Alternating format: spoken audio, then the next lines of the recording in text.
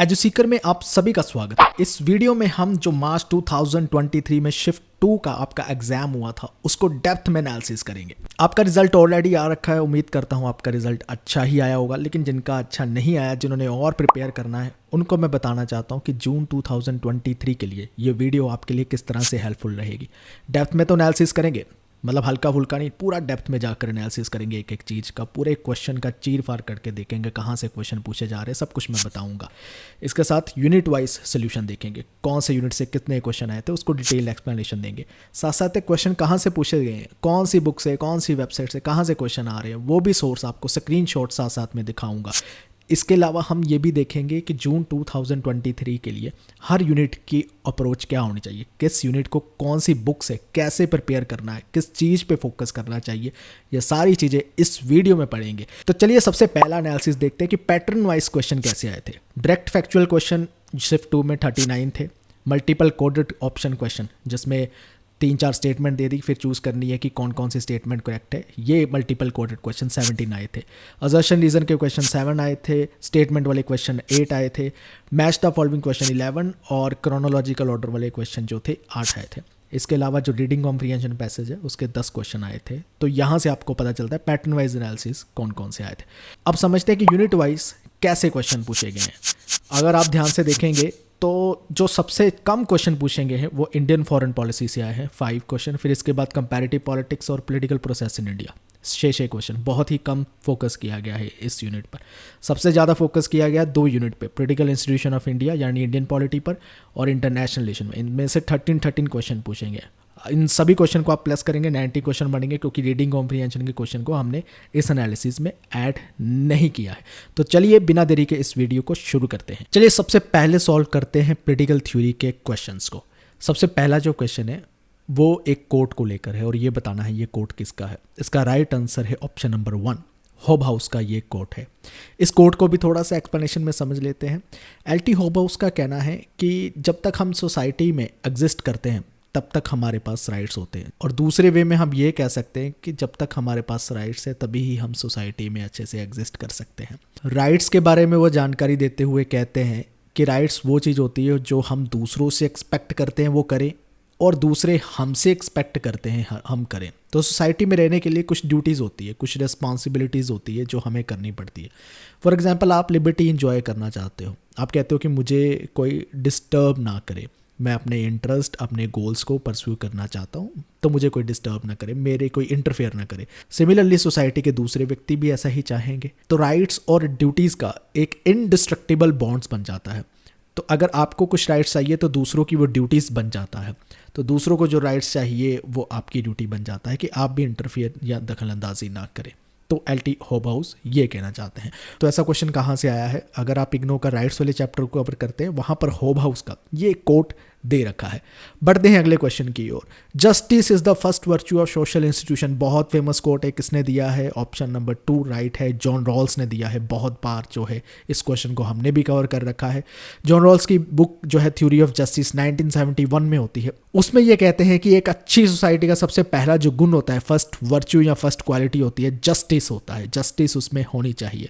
तो ये क्वेश्चन कहाँ से पूछा गया है? ओपिगाबा में भी जब जॉन रॉल्स का आप जस्टिस का आइडिया पढ़ेंगे तो वहाँ से भी मिल जाएगा। रैपिड फायर की रिवीजन ई बुक जो हमने लॉन्च की थी उसमें भी हमने ये आइडिया दे रखा है। वैसे भी ये PYQ का क्वेश्चन है, बहुत बार पूछा जाता है, इसको तो आप दिमाग में बांध ही लिए। बढ़ते हैं अगले क्वेश्चन की ओर। अथॉरिटेरियन पर्सनैलिटी जो बुक है वो किसने लिखी है? इसका राइट आंसर है थियोडोर अडॉर्नो ने लिखी है। इसको भी थोड़ा सा समझ लेते हैं एक्सप्लेनेशन में। अथॉरिटेरियन पर्सनैलिटी जो बुक है वो किस पे बात करती है? अथॉरिटेरियनिज्म पर बात करती है कि इसकी डेवलपमेंट कैसे होती है और उसके साइकोलॉजिकली और सोशल फैक्टर्स कौन से होते हैं जो अथॉरिटेरियनिज्म लेकर आता है सोसाइटी में। तो ये डॉर्नो ने अकेले नहीं बुक लिखी, ग्रुप ऑफ रिसर्चर ने लिखी है, जिसे हम फ्रैंकफर्ट स्कूल के रिसर्चर कहते हैं, जिसमें और भी नाम आते हैं। ब्रंसविक आता है, लेविंसन आता है, सैनफोर्ड आता है। इन सभी ने मिलकर ये अथॉरिटेरियन पर्सनैलिटी की बुक लिखी है।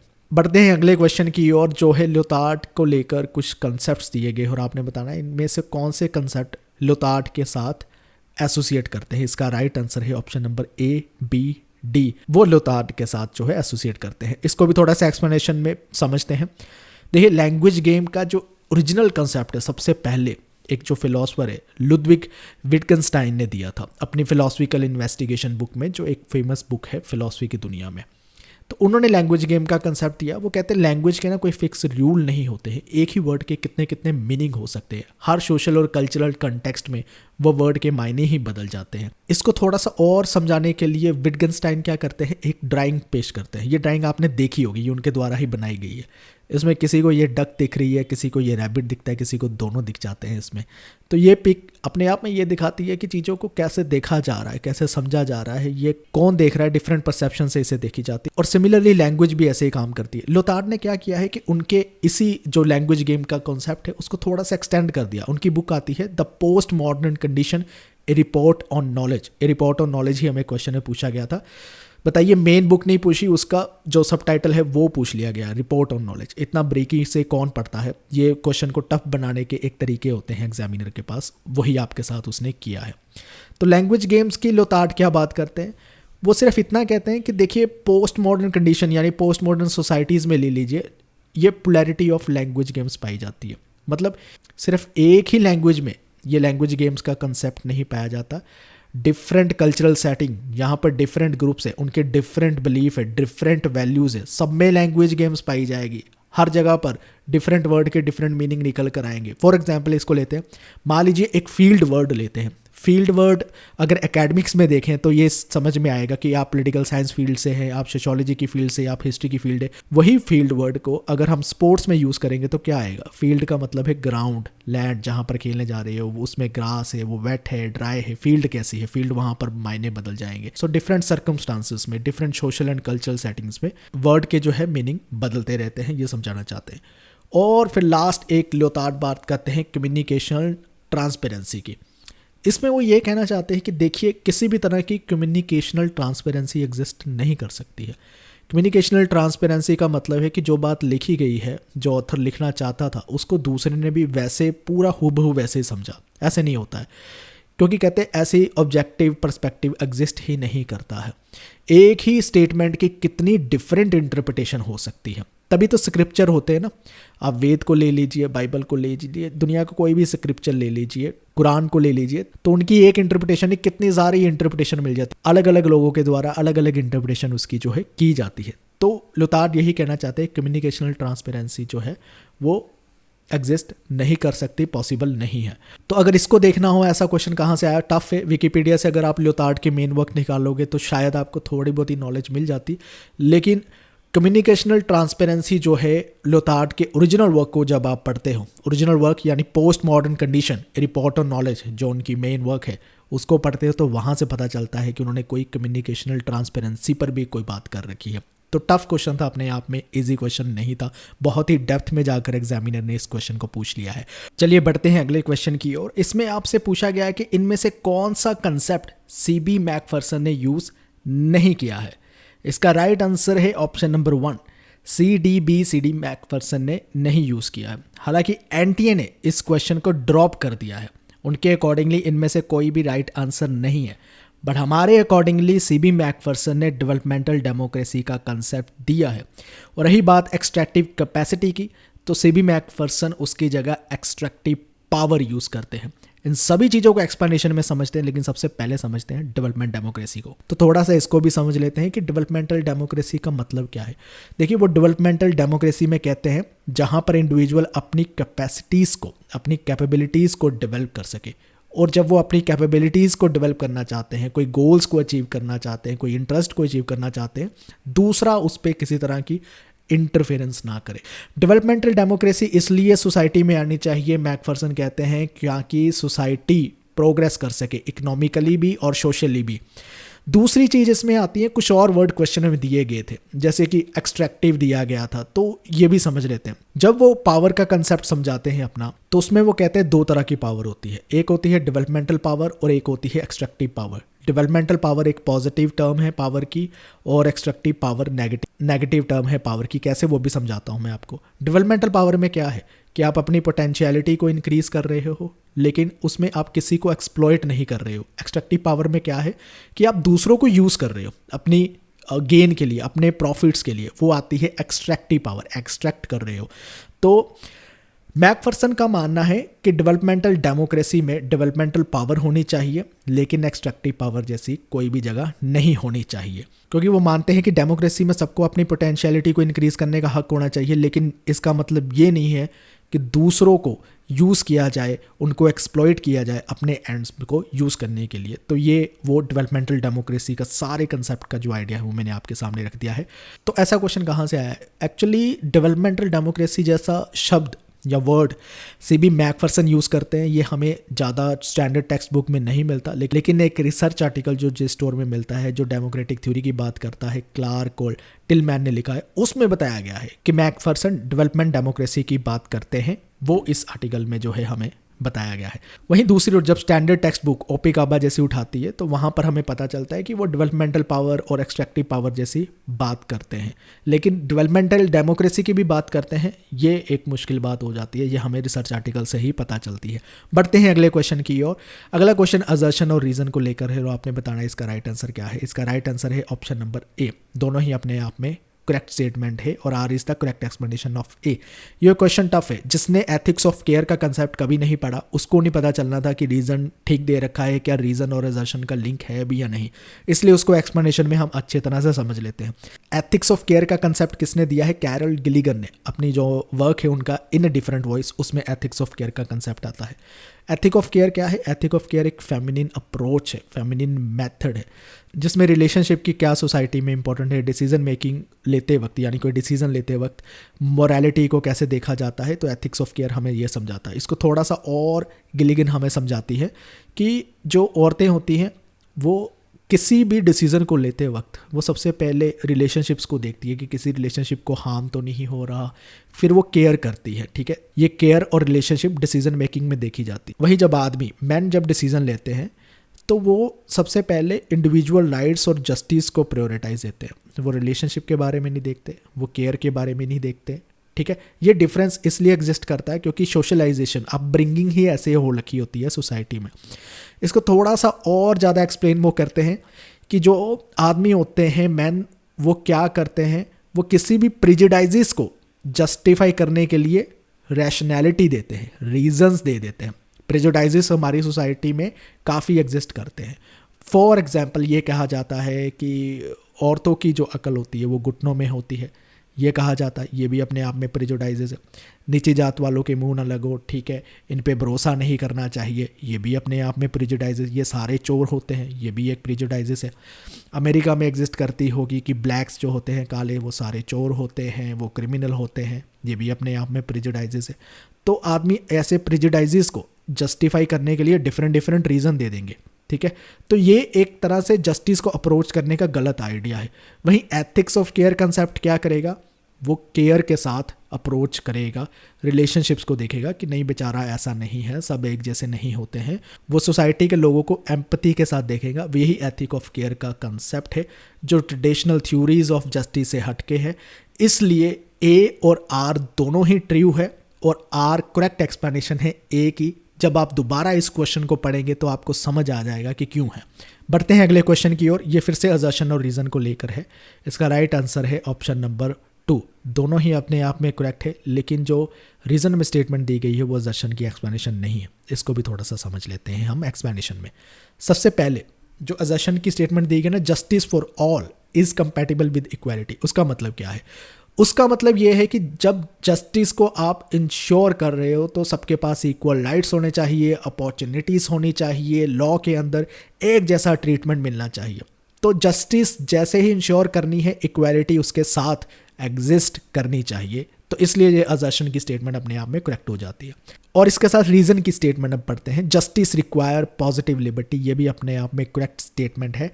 पॉजिटिव लिबर्टी का मतलब होता है कि अपने गोल को अचीव करने के लिए, अपनी एबिलिटी को इंक्रीज़ करना, उसके लिए हमें लिबर्टी मिलना।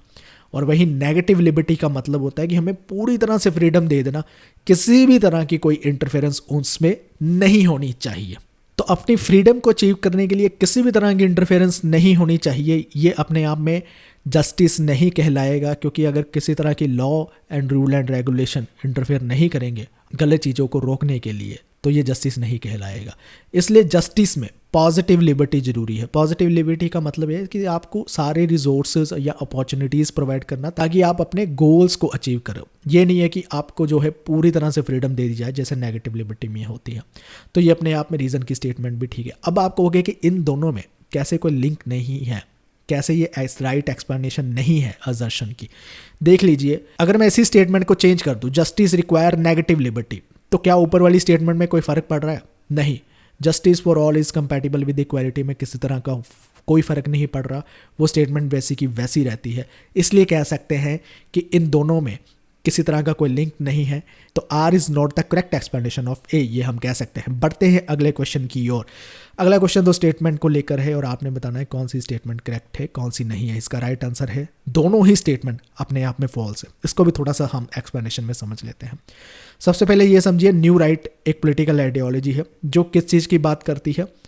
इंडिविजुअलिज्म की बात करती है, फ्री मार्केट की बात करती है, लिमिटेड गवर्नमेंट इंटरवेंशन की बात करती है, खास करके जब इकोनॉमिक या सोशल अफेयर की बात आती है। न्यू राइट और लिबर्टेरियनिज्म की फिलॉसफी एक ही तरह की फिलॉसफी है, ये आप अपने दिमाग में बात बांध लीजिए। स्टेटमेंट 1 करेक्ट नहीं है। क्यों करेक्ट नहीं है? क्योंकि न्यू राइट जो है वो लिमिटेड स्टेट या गवर्नमेंट की बात करता है, लेकिन वो डेमोक्रेसी को अपोज तो नहीं ना करता, तो इसलिए स्टेटमेंट 1 जो है वो इनकरेक्ट थी।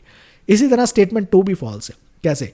क्योंकि देखिए, फ्री मार्केट के अपने कुछ बेनिफिट्स हो सकते हैं, एफिशिएंसी आ सकती है, इनोवेशन आ सकती है, लेकिन फ्री मार्केट अपने आप में हमेशा परफेक्ट तो नहीं है ना, तो उसमें कुछ नेगेटिव कॉन्सिक्वेंसेस भी तो हो सकते हैं, जैसे इनइक्वालिटीज़ आ सकती है, फ्री मार्केट में एक्सप्लॉइटेशन बढ़ सकती है, एनवायरमेंटल डिग्रेडेशन हो सकती है। तो फ्री मार्केट की कुछ प्रॉब्लम्स भी है, नेगेटिव पॉइंट्स भी है।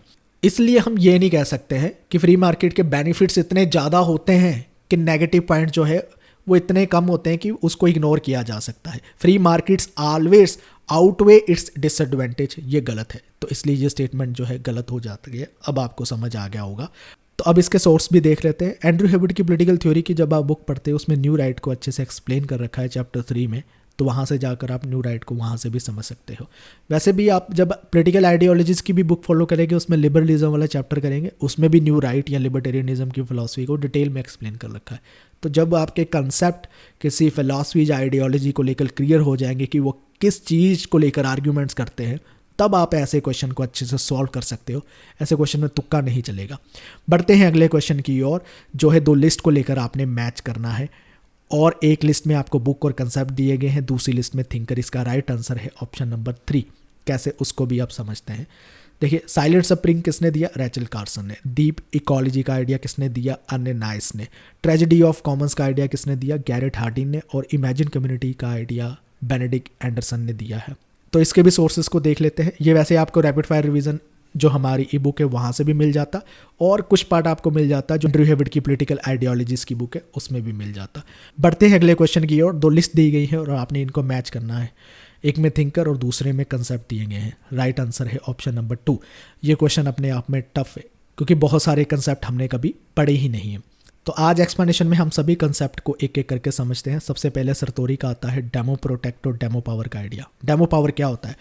डेमो पावर का मतलब होता है लोगों के पास पावर होना डेमोक्रेटिक सिस्टम में, जिसमें वो अपने चुने गए रिप्रेजेंटेटिव को किसी तरह से कंट्रोल करके रखते हैं, अकाउंटेबल बनाकर रखते हैं। अगर वो काम नहीं करते हैं, अगली बार वो उन्हें इलेक्ट नहीं करते हैं। ये है डेमो पावर का आइडिया। डेमो प्रोटेक्ट का आइडिया है कि डेमोक्रेसी के जो इंस्टीट्यूशन है उसको किसी तरह से प्रोटेक्ट करना, जैसे कोर्ट को प्रोटेक्ट करना, मीडिया को प्रोटेक्ट करना, या फिर जो पॉलिटिकल इलेक्टेड ऑफिशियल्स हैं जैसे इलेक्शन कमीशन हो गया, चीफ इंफॉर्मेशन कमिश्नर हो गया, इनको प्रोटेक्ट करना। ये डेमो प्रोटेक्ट का आइडिया आता है। अब बढ़ते हैं अगले कंसेप्ट की ओर, जो है physical quality of life index. American economist है डेविड मॉरिस, उन्होंने 1970s में ये इंडेक्स निकाला था। ये इंडेक्स किस चीज़ पे काम करता है? ये ह्यूमन डेवलपमेंट शो करता है 3 पैरामीटर पर, हेल्थ को लेकर, एजुकेशन को लेकर और स्टैंडर्ड ऑफ लिविंग को लेकर। बढ़ते हैं अगले कंसेप्ट की ओर। ये है या क्या कैटालेक्सी का कॉन्सेप्ट है। कैटालेक्सी क्या होता है? कैटालेक्सी का मतलब होता है जब इंडिविजुअल अपने इंटरेस्ट और गोल्स को अचीव करना चाहता है।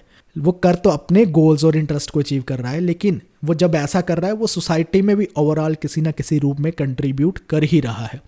तो यही मैकेनिज्म, यही कंसेप्ट मार्केट्स में ऐसे काम करता है कि सब कंपनी अपना अपना काम कर रही है, अपने अपने हिसाब से ग्रो कर रही है। वो किसी ना किसी तरह से वो इकॉनमी में, सोसाइटी में कंट्रीब्यूट करती जाती है। और हैक कैटालेक्सी के कंसेप्ट में इतना विश्वास रखते हैं, वो कहते हैं कि यही कंसेप्ट मार्केट में आना चाहिए, सेंट्रलाइज्ड प्लानिंग सिस्टम, जहां पर गवर्नमेंट रेगुलेट करने लगती है मार्केट को, बहुत ही रूल्स एंड रेगुलेशंस बढ़ा देती है, कंपनी के लिए काम करना ही मुश्किल हो जाता है। ये सारी चीज़ें नहीं होनी चाहिए, कैटालेक्सी होनी चाहिए मार्केट इकोनॉमिक्स में भी। ऐसे जो है सभी जो है एक साथ फ्लोरिश करेंगे। ये कंसेप्ट बहुत ही पुराना है।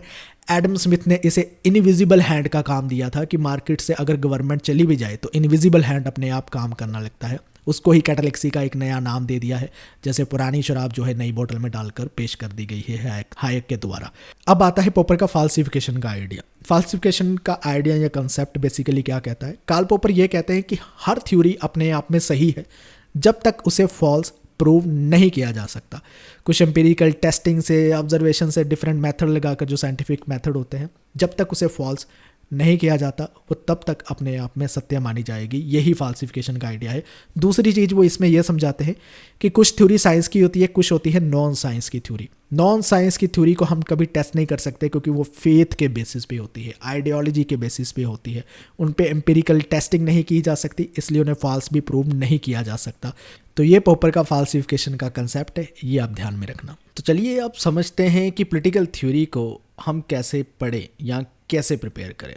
सबसे पहले आप पॉलिटिकल थ्योरी को जब पढ़ें तो ये चीज़ों का ध्यान रखें कि जितने पॉलिटिकल कंसेप्ट है, equality, liberty, justice, rights, democracy, power, इन कंसेप्ट को इस तरह से पढ़िए कि इन कंसेप्ट के आपको अकेले अकेले थीम्स या फीचर याद होने चाहिए कि इन कंसेप्ट में मेन क्या बातें की जाती है, इस कंसेप्ट के मेन थिंकर्स कौन से, वो थिंकर क्या बात करते हैं, उनका क्या ओपिनियन है, उनकी क्या व्यूज़ है इन कंसेप्ट पर, उनके मेजर वर्क्स क्या है, वो नोटबुक में अपने नोट्स बना लीजिए।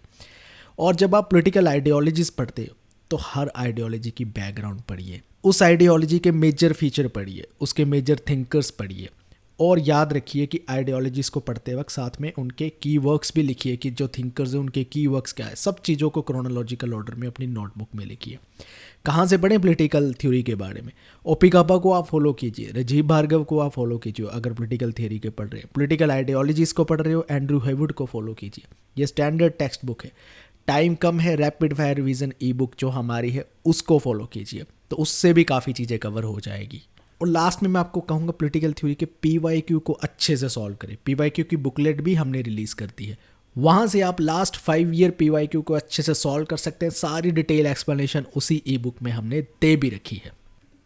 चलिए अब सॉल्व करते हैं वेस्टर्न पॉलिटिकल थॉट के क्वेश्चन को। सबसे पहला जो क्वेश्चन है वो है ratchet of the earth book को लेकर कि उस बुक में प्रीफेस किसने लिखा है। तो इसका राइट आंसर है जीन पॉल सार्त्रे ने उस बुक में प्रीफेस लिखा है। तो रैचेट ऑफ द अर्थ आपको पता है बुक किसने लिखी है? ये बुक लिखी है फ्रांस फैनन के द्वारा, और इस बुक का जो प्रीफेस है वो जीन पॉल सार्त्रे ने लिखा है। एक फ्रेंच फिलोसोफर है। एग्जिस्टेंशियलिज्म की जो हम आइडियोलॉजी पढ़ते हैं, फिलोसफी पढ़ते हैं, उसके मेन थिंकर जीन पॉल सार्त्रे हैं। और ये बुक कब पब्लिश होती है? Ratchet of the earth France Fanon के द्वारा लिखी गई बुक 1963 में पब्लिश होती है। इस बुक में बेसिकली किसकी बात की गई है कि कॉलोनियलिज्म के साइकोलॉजिकल और कल्चरल इफेक्ट्स क्या होते हैं उसको डिटेल में समझाया गया है। तो अब इस क्वेश्चन का सोर्स देखते हैं, कैसे पता चलता है कि ये किसने लिखी है। Actually wretched of the Earth जिन लोगों ने कभी ये बुक को पढ़ा होगा वही बता सकते हैं कि इसके प्रीफेस में क्या पूछा गया है। तो थोड़े से ओरिजिनल टेक्स्ट को NTA चाहती है कि स्टूडेंट्स ने पढ़ा हो, इसलिए ऐसे क्वेश्चन पूछे जाते हैं। बढ़ते हैं अगले क्वेश्चन की ओर। ये कोट किसका है? Politics is war without bloodshed and war is politics with bloodshed. इसका राइट आंसर है ये माओ का कोट है। चलिए इसको भी एक्सप्लेनेशन में समझ लेते हैं। माओ का ये कोट है जिसमें माओ ये समझाना चाहते हैं कि पॉलिटिक्स और वार दोनों ही एक दूसरे से कनेक्टेड है। पहली बात ये, और दूसरी बात इसमें यह है कि एक की स्ट्रेटेजी या फिर टैक्टिक्स दूसरे में यूज़ नहीं की जा सकती। जो आप पॉलिटिक्स में कर सकते हो वो वार में नहीं कर सकते। तो पॉलिटिक्स में बिना ब्लड शेड के आपको जीतना है। एक तरह से ऐसा युद्ध है जो बिना खून खराबी किए जीतना है। और जब एक्चुअल वार होता है, जब युद्ध होता है, तो वो एक ऐसी राजनीति है जिसमें वायलेंस इन्वॉल्व हो सकती है, जिसमें खून खराबा इन्वॉल्व हो सकता है। तो माओ ये समझाना चाहते हैं। तो ऐसा क्वेश्चन आप कैसे सॉल्व करते हैं? अगर आपने हमारी लास्ट में जो हमने टॉप 100 JRF बूस्टर MCQ की वीडियो रिलीज़ की थी 2-3 दिन पहले एग्जाम से, तो उसमें ये माओ की सारी स्टेटमेंट दे रखी है, एक्सप्लेन कर रखा था हमने। तो आपको ये आंसर ठीक करके आना चाहिए था। बढ़ते हैं अगले क्वेश्चन की ओर, जो है कि इंग्लैंड में डेमोक्रेसी कब आती है? तब आती है जब इलेक्शंस पास होते हैं। ये स्टेटमेंट किसकी है? ये स्टेटमेंट है रूसो की। इसको भी थोड़ा सा समझ लेते हैं। रूजो ने अपनी बुक सोशल कॉन्ट्रैक्ट 1762 में ये कहा है कि जब इंग्लैंड के लोग हैं वो फ्री नहीं है, वो तभी फ्री होते हैं जब इलेक्शन पास आते, उसके बाद तो उनके पॉलिटिशियन उनको पूछते भी नहीं है, अपनी मनमर्जियाँ करते हैं। तो लोग वहाँ पर तभी फ्री है जब इलेक्शन पास आते, इलेक्शन पास आएंगे पॉलिटिशियन उनसे पूछेंगे। ये सब जगह होता है, जहाँ जहाँ पर भी, सिर्फ इंग्लैंड का केस नहीं है, जहाँ जहाँ पर डेमोक्रेसी है ऐसे ही होता है। तो ये क्वेश्चन कहाँ से पूछा गया? सुब्रता मुखर्जी की जो बुक है वेस्टर्न पॉलिटिकल थॉट, अगर उसमें से रूजो को चैप्टर आप डिटेल में पढ़ते हो, वहाँ पर ये कोट रूजो का दे रखा है। बढ़ते हैं अगले क्वेश्चन की ओर। लेनिन के द्वारा कौन सी बुक लिखी गई है, उसका आपने राइट आंसर बताना है। इसका राइट आंसर है ऑप्शन नंबर 4, ए और बी जो है लेनिन के द्वारा लिखी गई है। तो इसको भी थोड़ा एक्सप्लेनेशन में देखते हैं। What is to be done 1902 में लिखी गई है, स्टेट एंड रेवोल्यूशन 1918 में लिखी गई है। जो और दो बुक बताई गई है, व्हाट इज़ हिस्ट्री, वो E.H. कार के द्वारा लिखी गई है, और मार्क्सिज्म टुडे एक जर्नल है जो communist party of great Britain ने शुरू किया था, जो मार्क्सिस्ट थ्योरी, पॉलिटिक्स और कल्चर की बात करती है। तो इस क्वेश्चन के भी सोर्स की अगर बात करें तो रैपिड फायर रिवीजन ई बुक में भी हमने लेनिन के सारे वर्क्स दे रखे हैं, आप वहां से जाकर इसको पढ़ सकते थे। बढ़ते हैं अगले क्वेश्चन की ओर। हॉब्स की फिलॉसफी को लेकर इनमें से कौन सी स्टेटमेंट करेक्ट है? इसका राइट आंसर है ऑप्शन नंबर ए और सी करेक्ट है, लेकिन बी और डी नहीं है। तो हॉब्स की फिलॉसफी को चलो फिर डिटेल में समझ लेते हैं। ह्यूमन नेचर के बारे में हॉब्स क्या डिस्क्राइब करते हैं? सबसे पहले वो डिस्क्राइब ये करते हैं कि जब ह्यूमन विल की बात करते हैं तो उसका मतलब स्पिरिचुअल नीड्स से लेकर नहीं है, उसका मतलब होता है जो नेचुरल नीड्स है हमारे बॉडी की, उसको लेकर होती है। तो ह्यूमन विल की जब बात करते हैं। दूसरी चीज़ इसमें हॉब्स ये कहते हैं कि ग्रेटेस्ट गुड जैसी कोई भी चीज़ नहीं होती है। ग्रेटेस्ट गुड को वो कहते हैं सम्मम बोनम, इसका ध्यान रखना। इसके साथ ही वो ये कहते हैं कि परपेचुअल ट्रंक्विलिटी ऑफ माइंड जैसी भी कोई चीज़ नहीं होती, मन की शांति जो हम बात करते हैं ऐसी कोई चीज़ नहीं होती, क्योंकि लाइफ हमेशा ही मोशन में चलती है। मोशन में चलने का मतलब है डिफ़िकल्ट सर्कमस्टांसेस आएंगे, डिफ़िकल्ट सिचुएशन आएगी जिसको आपको टेंशन भी होगी, एंग्जाइटी भी होगी, ये सारी चीज़ें चलती रहेगी। एक निरंतर मन में शांति बनी रहे ऐसी भी चीज़ कोई एग्जिस्ट नहीं करती है। आपके मन में डर भी रहेंगे, ठीक है, और ज़िंदगी ऐसे ही मोशन में चलती रहेगी। तो ये क्वेश्चन कहाँ से आया? ये भी क्वेश्चन सुब्रता मुखर्जी की बुक से आया है, वेस्टर्न पॉलिटिकल थॉट की जो उनकी बुक है, उसमें ये हॉब्स का जब आप चैप्टर पढ़ते हो, हॉब्स की फिलॉसफी को लेकर एक एक चीज़ की यहाँ पर बात की गई है। तो वेस्टर्न पॉलिटिकल थॉट की इस बुक को तो अच्छे से पढ़ लीजिए, बहुत सारे क्वेश्चन आ रहे हैं। शिफ्ट 1 में भी देखा बहुत आ रहे हैं, शिफ्ट 2 में भी आपके सामने ही प्रूफ हाजिर है कि बहुत सारे क्वेश्चन आ रहे हैं। बढ़ते हैं अगले क्वेश्चन की ओर। 2 स्टेटमेंट है, आपने बताना है कौन सी करेक्ट कौन सी गलत है। इसका राइट आंसर है स्टेटमेंट 1 जो है गलत है, स्टेटमेंट 2 सही है। तो इसको भी थोड़ा सा एक्सप्लेनेशन में समझते हैं। देखिए स्टेटमेंट 1 फॉल्स है। कैसे? क्योंकि कार्ल मार्क्स ने अपना जो डॉक्टोरल डिसर्टेशन लिखा था, यानी PhD का जो थीसिस लिखा था, वो हीगल के लिए नहीं लिखा था, वो लिखा था एपिक्यूरियन के लिए। तो उसके थीसिस का टाइटल भी यही है, the difference between the Democritean and Epicurean philosophy of nature, जो कहाँ सबमिट किया गया था? यूनिवर्सिटी ऑफ जेना में 1841 में सबमिट किया गया था, ये आपने याद रखना है। दूसरी स्टेटमेंट ट्रू है। दूसरी स्टेटमेंट ट्रू इसलिए है क्योंकि जो मार्क्सिज्म की थ्योरी है उसमें कम्युनिस्ट सोसाइटी की बात की जाती है कि कैपिटलिस्ट के बाद हम जो है कम्युनिस्ट सोसाइटी इस्टेब्लिश करेंगे, जिसमें क्या होगा, जिसमें प्राइवेट प्रॉपर्टी जैसी कोई चीज़ नहीं होगी, जो मीन्स ऑफ प्रोडक्शन है वो उसे कोई एक इंडिविजुअल क्लास, कैपिटलिस्ट क्लास जैसी क्लास या कोई और क्लास इसे कंट्रोल नहीं करेंगी, ये सोशलाइज होंगे, यानी पब्लिक इसको कंट्रोल करेंगी, सब रिसोर्सेज पर सबका हक होगा, ठीक है। किसी तरह की कोई क्लास या किसी तरह के किसी पर्टिकुलर इंडिविजुअल के पास रिसोर्सेज नहीं होंगे। सो ये चीज़ें कम्युनिस्ट सोसाइटी में देखी जाएगी, इसलिए स्टेटमेंट 2 जो है ट्रू है। तो अब इसके भी सोर्स के बात आती है, तो फिर से वेस्टर्न पॉलिटिकल थॉट की जो सुब्रता मुखर्जी की बुक है उसमें कार्ल मार्क्स का चैप्टर है। कार्ल मार्क्स की जब वहाँ का लाइफ स्केच आप वहाँ पर पढ़ते हो तो बता रखा है कि ये थीसिस जो है उन्होंने कब लिखा था और थीसिस का टाइटल क्या था, PhD थीसिस का। बढ़ते हैं अगले क्वेश्चन की ओर। 2 लिस्ट दी गई है, इनको मैच करना है। एक लिस्ट में कंसेप्ट है, दूसरी लिस्ट में थिंकर। इसका राइट आंसर है ऑप्शन नंबर 2। चलिए इसको भी देख लेते हैं एक्सप्लेनेशन में। स्टेट एज क्लास कौन बात करता है? Marx and Lenin. State as ethical life कौन बात करता है? Rousseau, Hegel and Green. State as power बात करता है Machiavelli and Hobbes. And minimal state की कौन बात करता है? रॉबर्ट नॉजिक एंड हैक, जो लिबर्टेरियनिज्म के थिंकर माने जाते हैं। तो ये बेसिकली आपको 2-3 चीज़ें यहाँ से मोटी मोटी पता भी चल जाती है कि स्टेट एज क्लास तो ऑफकोर्स मार्क्स लेनिन बात करते हैं, मिनिमल स्टेट की रॉबर्ट नोजिक और हैक बात करते हैं। अगर आपको स्टेट एज एथिकल लाइफ का नहीं भी पता था तो आप एलिमिनेशन मेथड से इस क्वेश्चन को भी आसानी से सॉल्व कर सकते थे। बढ़ते हैं अगले क्वेश्चन की ओर। ये आपको कुछ बुक्स दे रखी है, उनको आपने क्रोनोलॉजिकल ऑर्डर में लगाना है। बुक के नाम पढ़कर ही पता चल रहा है कि कार्ल मार्क्स की बुक आपसे पूछी गई है। इसका राइट आंसर है ऑप्शन नंबर 4 ACBD। तो इसको भी थोड़ा सा देख लेते हैं। सबसे पहले होली फैमिली आती है 1845 में, फिर आती है द पॉवर्टी ऑफ फिलॉसफी, ये 1847 में आती है। क्रिटिक ऑफ पॉलिटिकल इकोनॉमी 1859 में, वैल्यू प्राइस एंड प्रॉफिट 1868 में आती है। अब इसके भी सोर्स को देख लेते हैं। तो अगर आपने रैपिड फायर रिवीजन की बुक हमारी रीड की तो उसमें कार्ल मार्क्स के सारे वर्क हमने जो है क्रोनोलॉजिकल ऑर्डर में अरेंज करके दिए होते हैं, तो जिसने वहाँ से पढ़े थे तो वो इसको सॉल्व कर सकता था। बढ़ते हैं अगले क्वेश्चन की ओर। हीगल का जो एब्सोल्यूट कॉन्शियसनेस का कंसेप्ट है गॉड को लेकर, ठीक है, उसका ऑर्डर क्या है, कैसे हम एब्सोल्यूट कॉन्शियसनेस तक पहुंचते हैं, उसका ऑर्डर क्या है? उसका राइट ऑर्डर है ऑप्शन नंबर 1 DBAC। इसको भी थोड़ा सा समझ लेते हैं। तो हीगल कहते हैं सबसे पहले जो ऑर्डर में आता है वो है सिंपल कॉन्शियसनेस, फिर सेल्फ कॉन्शियसनेस, फिर रीजन, फिर स्पिरिट। एक एक करके इसको समझते हैं। सिंपल कॉन्शियसनेस एक स्टार्टिंग पॉइंट होता है, जब जैसे ही ह्यूमन बीइंग पैदा होता है तो उसे भूख प्यास का पता चलता है, ये है सिंपल कॉन्शियसनेस।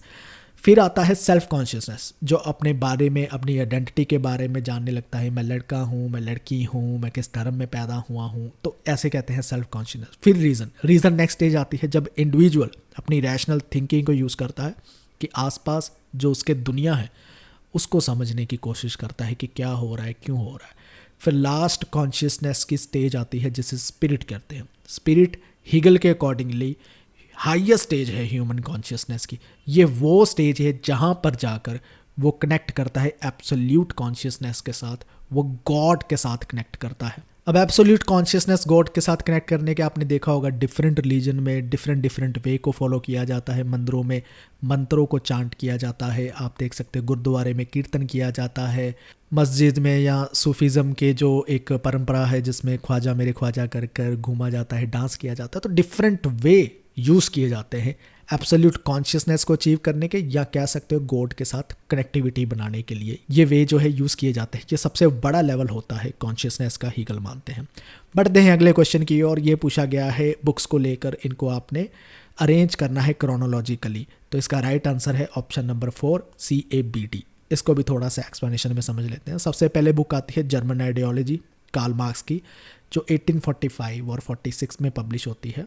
फिर आती है स्टेट एंड रेवोल्यूशन लेनिन की 1918 में पब्लिश होती है। पॉलिटिकल सिस्टम जो आता है वो डेविड ईस्टन का 1953 में पब्लिश होता है। और देन फिर आती है structure of scientific revolution Thomas Kuhn की, जो 1962 में पब्लिश होती है। अब समझते हैं कि वेस्टर्न पॉलिटिकल थॉट को कैसे पढ़ना चाहिए। तो इसके लिए आप सबसे पहले क्या कीजिए, जो WPT के थिंकर्स हैं उनके मेजर बुक्स क्या है, ठीक है, उन मेजर बुक्स के मेन थीम्स क्या है, कब कब वो आती है, उनको क्रोनोलॉजिकल ऑर्डर में अरेंज कर लीजिए अपनी नोटबुक में। इसके अलावा ये अगर क्रोनोलॉजिकल ऑर्डर में आपने खुद अरेंज नहीं करना तो रैपिड फायर रिवीजन ई बुक में हमने सब कुछ अरेंज करके दे रखा है, वहाँ से रेडीमेड उठाइए और पढ़ लीजिए। दूसरी चीज़ इसमें ये कीजिए कि मेजर कीवर्ड्स जो है ना WPT थिंकर्स के, वो नोट करते जाइए साथ साथ में। और हमने वैसे रैपिड फायर रिवीजन की ई बुक में वो कीवर्ड्स दे भी रखे, जैसे ये देखिए कन्फ्यूशियस के अगर आते हैं फिलियल पीटी, मॉरल, एनालिटिक्स, ये आपसे ये पता चलता है कि ये इस थिंकर के साथ कंसेप्ट एसोसिएट है। प्लेटो का आएगा myth of metal, allegory of cave, knowledge is virtue, metaphysics, ideas as forms, nocturnal council, appetite, normative, ऐसे कीवर्ड्स नोट करते जाइए जब जब पढ़ते हैं। तो ये कीवर्ड्स आपके लिए बहुत हेल्पफुल होंगे जब आप किसी क्वेश्चन को अटैम्प्ट करना चाहते हैं। वैसे हमारी ई बुक से भी मिल जाएंगे, आप अपने हिसाब से भी क्रिएट कीजिए जब भी किसी थिंकर को पढ़ते हैं, तो क्वेश्चन इजी हो जाते हैं सॉल्व करने। कहाँ से पढ़ सकते हैं आप वेस्टर्न पॉलिटिकल थॉट को? सुशीला रामास्वामी की जो बुक आती है, सुब्रता मुखर्जी ने साथ में लिखी है, Plato to Marx western political thought, वो जरूर रीड कीजिए, डिटेल में पढ़िए उसे, उसी में से बहुत सारे क्वेश्चन आ रहे हैं। हमारी रैपिड फायर रिवीजन की बुक भी पढ़ सकते हैं, उसमें वेस्टर्न पॉलिटिकल थॉट का पार्ट पढ़ सकते हैं, वहाँ से भी आपका वेस्टर्न पॉलिटिकल थॉट की बहुत सारी चीज़ें शॉर्ट में कवर हो जाएगी। लेकिन आप डिटेल में पढ़ना चाहते हो तो टेक्स्ट बुक पढ़िए, ठीक है। चलिए अब सॉल्व करते हैं इंडियन पॉलिटिकल थॉट के क्वेश्चन को। इसमें सबसे पहला जो आपसे क्वेश्चन पूछा गया है वो ये है कि कौटिल्य ने कौन सी यूनिवर्सिटी में पढ़ाया था?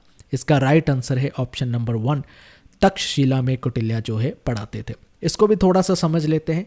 आपको पता है कि जो तक्षशिला यूनिवर्सिटी है इंडिया की ओल्डेस्ट और सबसे ज़्यादा फेमस यूनिवर्सिटी रही है। आज ये प्रेजेंट डे पाकिस्तान में है, इंडिया में नहीं है। कौटिल्य पॉलिटिकल साइंस और इकोनॉमिक्स के प्रोफेसर थे तक्षशिला यूनिवर्सिटी में, और वहाँ पर ही कहते हैं कि उन्होंने अर्थशास्त्र लिखा था जो काफ़ी फेमस। इसमें वो डिटेल में लिखते हैं कि एक स्टेट में गवर्नेंस कैसी होनी चाहिए, डिप्लोमेसी का रोल क्या होना चाहिए, इकोनॉमिक्स वेलफेयर पर डिटेल पर उन्होंने इस चीज़ों पर काम किया है।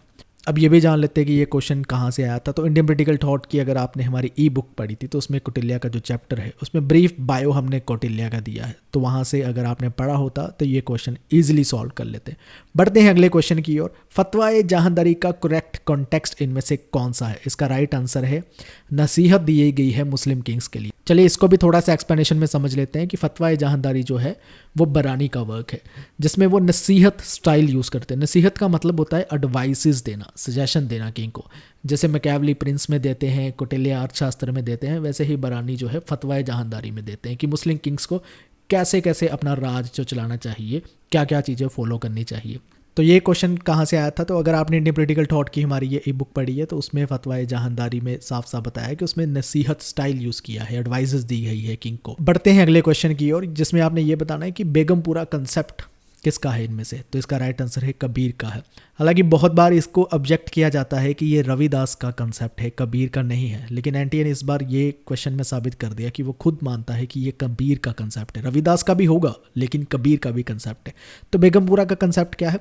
बेगमपुरा का मतलब है, पूरा जो शब्द या पुर यूज़ किया जाता है उसका मतलब होता है सिटी, और बेगम का मतलब है कोई दुख ना होना, गम का ना होना, सिटी विदाउट सोरो, एक ऐसा शहर जिसमें किसी तरह का दुख ना हो, जैसे किंगडम ऑफ गॉड कहा गया है। ये एक यूटोपियन सिटी का आइडिया है क्योंकि ऐसा पॉसिबल या प्रैक्टिकल नहीं है ऐसी सिटी बनाना जिसमें किसी तरह का गम ही ना हो। कबीर कहते हैं ऐसा पॉसिबल तभी होगा जब बहुत सारे लोग जो है स्पिरिचुअल प्रैक्टिस को फॉलो करने लगे, अपने अंदर इनर ट्रांसफॉर्मेशन लेकर आए, यहाँ तक पहुँच जाए कि एक संत की पदवी हासिल कर ले।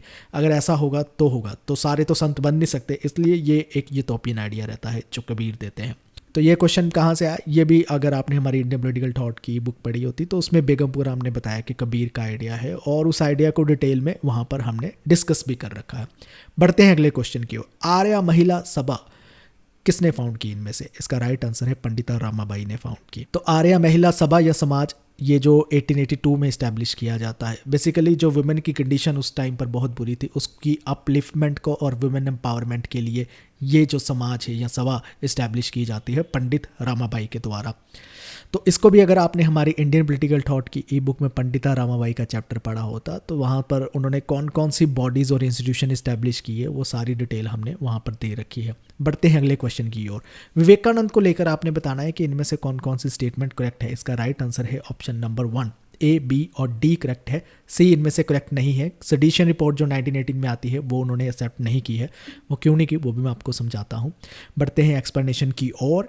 1907 में विवेकानंद रामाकृष्णा मिशन जो है स्टार्ट करते हैं। किस चीज़ के लिए करते हैं? ताकि सोसाइटी के स्पिरिचुअल लेवल पर, इकोनॉमिक लेवल पर, सोशल लेवल पर अपलिफ्टमेंट हो। दूसरी इसमें चीज़ें अद्वैता आश्रम वो इस्टेब्लिश करते हैं हिमालयाज़ में, मायावती नाम की जो जगह है वहाँ पर करते हैं, जिसमें वेदांत को स्टडी किया जाता है और प्रैक्टिस किया जाता है। विवेकानंद की डेथ 1902 में होती है और सेडिशन कमेटी रिपोर्ट कब आती है? 1918 में। तो उसको कैसे एक्सेप्ट कर पाते? तो अगर आप उनकी डेथ डेट को जानते तो आपको पता चल जाता है कि ये स्टेटमेंट गलत दे रखी है। तो फोर्थ स्टेटमेंट में भी विवेकानंद कहते हैं कि नेशन की ट्रू वर्थ जो है सिर्फ आप इस तरह से उसको माप नहीं सकते हो कि कोई नेशन इसलिए पावरफुल है, किसी के पास मिलिट्री बहुत ज़्यादा है, कोई मटीरियल लेवल पर बहुत ज़्यादा डेवलपमेंट है।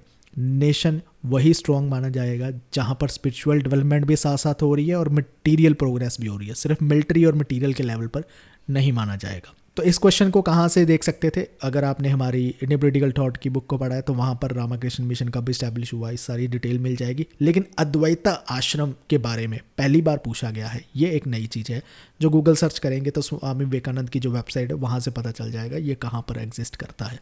बढ़ते हैं अगले क्वेश्चन की ओर। तिलक को लेकर कुछ स्टेटमेंट दी गई और आपने बताना इनमें से कौन सी स्टेटमेंट करेक्ट है और कौन सी नहीं है। इसका राइट आंसर है ए, बी, सी, ई जो है ये चारों स्टेटमेंट करेक्ट है। डी जो है स्टेटमेंट करेक्ट नहीं है।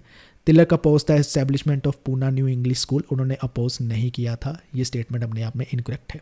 तो समझते हैं एक्सप्लेनेशन में। देखिए तिलक मानते थे कि इंडियन नेशनलिज्म की जो रूट है वो इमोशंस और सेंटिमेंट्स में होती है, इसलिए उन्होंने शिवाजी गणपति जैसे फेस्टिवल जो है वो लेकर आते हैं, क्योंकि वो जानते थे अगर इंडियन मासेस को फ्रीडम की ओर लेकर जाना है, स्वराज की ओर लेकर जाना है, तो उनके इमोशंस को कैच करना होगा, यहाँ से वो कैच करते हैं। दूसरी चीज़ इसमें यह है कि अली ब्रदर जो खिलाफत मूवमेंट में इन्वॉल्व थे, उन्हें ब्रिटिशर अरेस्ट कर लेते, उसको रिलीज़ करने के लिए उन्होंने कांग्रेस में एक पटिशन को या रेजोल्यूशन का प्रपोज किया था। तीसरी चीज़ इसमें यह है, तिलक समझाते हैं कि स्वराज जिसको सेल्फ रूल कहा जाता है वो एक पॉलिटिकल या कॉन्स्टिट्यूशनल नेसेसिटी नहीं है, वो एक मॉरल नेसेसिटी भी है। ज़रूरी नहीं कि आज़ादी के लिए हमें स्वराज चाहिए, इसलिए भी चाहिए ताकि हम जो है नैतिक लेवल पर अच्छे से समझ सके, अच्छे से सोसाइटी के लिए काम कर सके। लास्ट चीज़ इसमें यह है कि तिलक मानते थे स्वराज एक सिर्फ नी है, एक फाउंडेशन है, अपने आप में एंड नहीं है, ये अपने आप ने हमें कोई फ्यूचर प्रोस्पेरिटी की एक पीक या हाइट को अचीव नहीं कर लिया है। स्वराज तो एक पहला कदम है, इसके बाद बहुत सारा काम करना पड़ेगा। जैसे ही आपको आज़ादी मिलती है, सेल्फ रूल मिलता है, ब्रिटिशर से पावर अब आपको मिल गई है, अब आपने अपने समाज के लिए बहुत सारा काम करना बाकी है। तो स्वराज अपने आप में एक मीन है, एक शुरुआत है, फाउंडेशन है।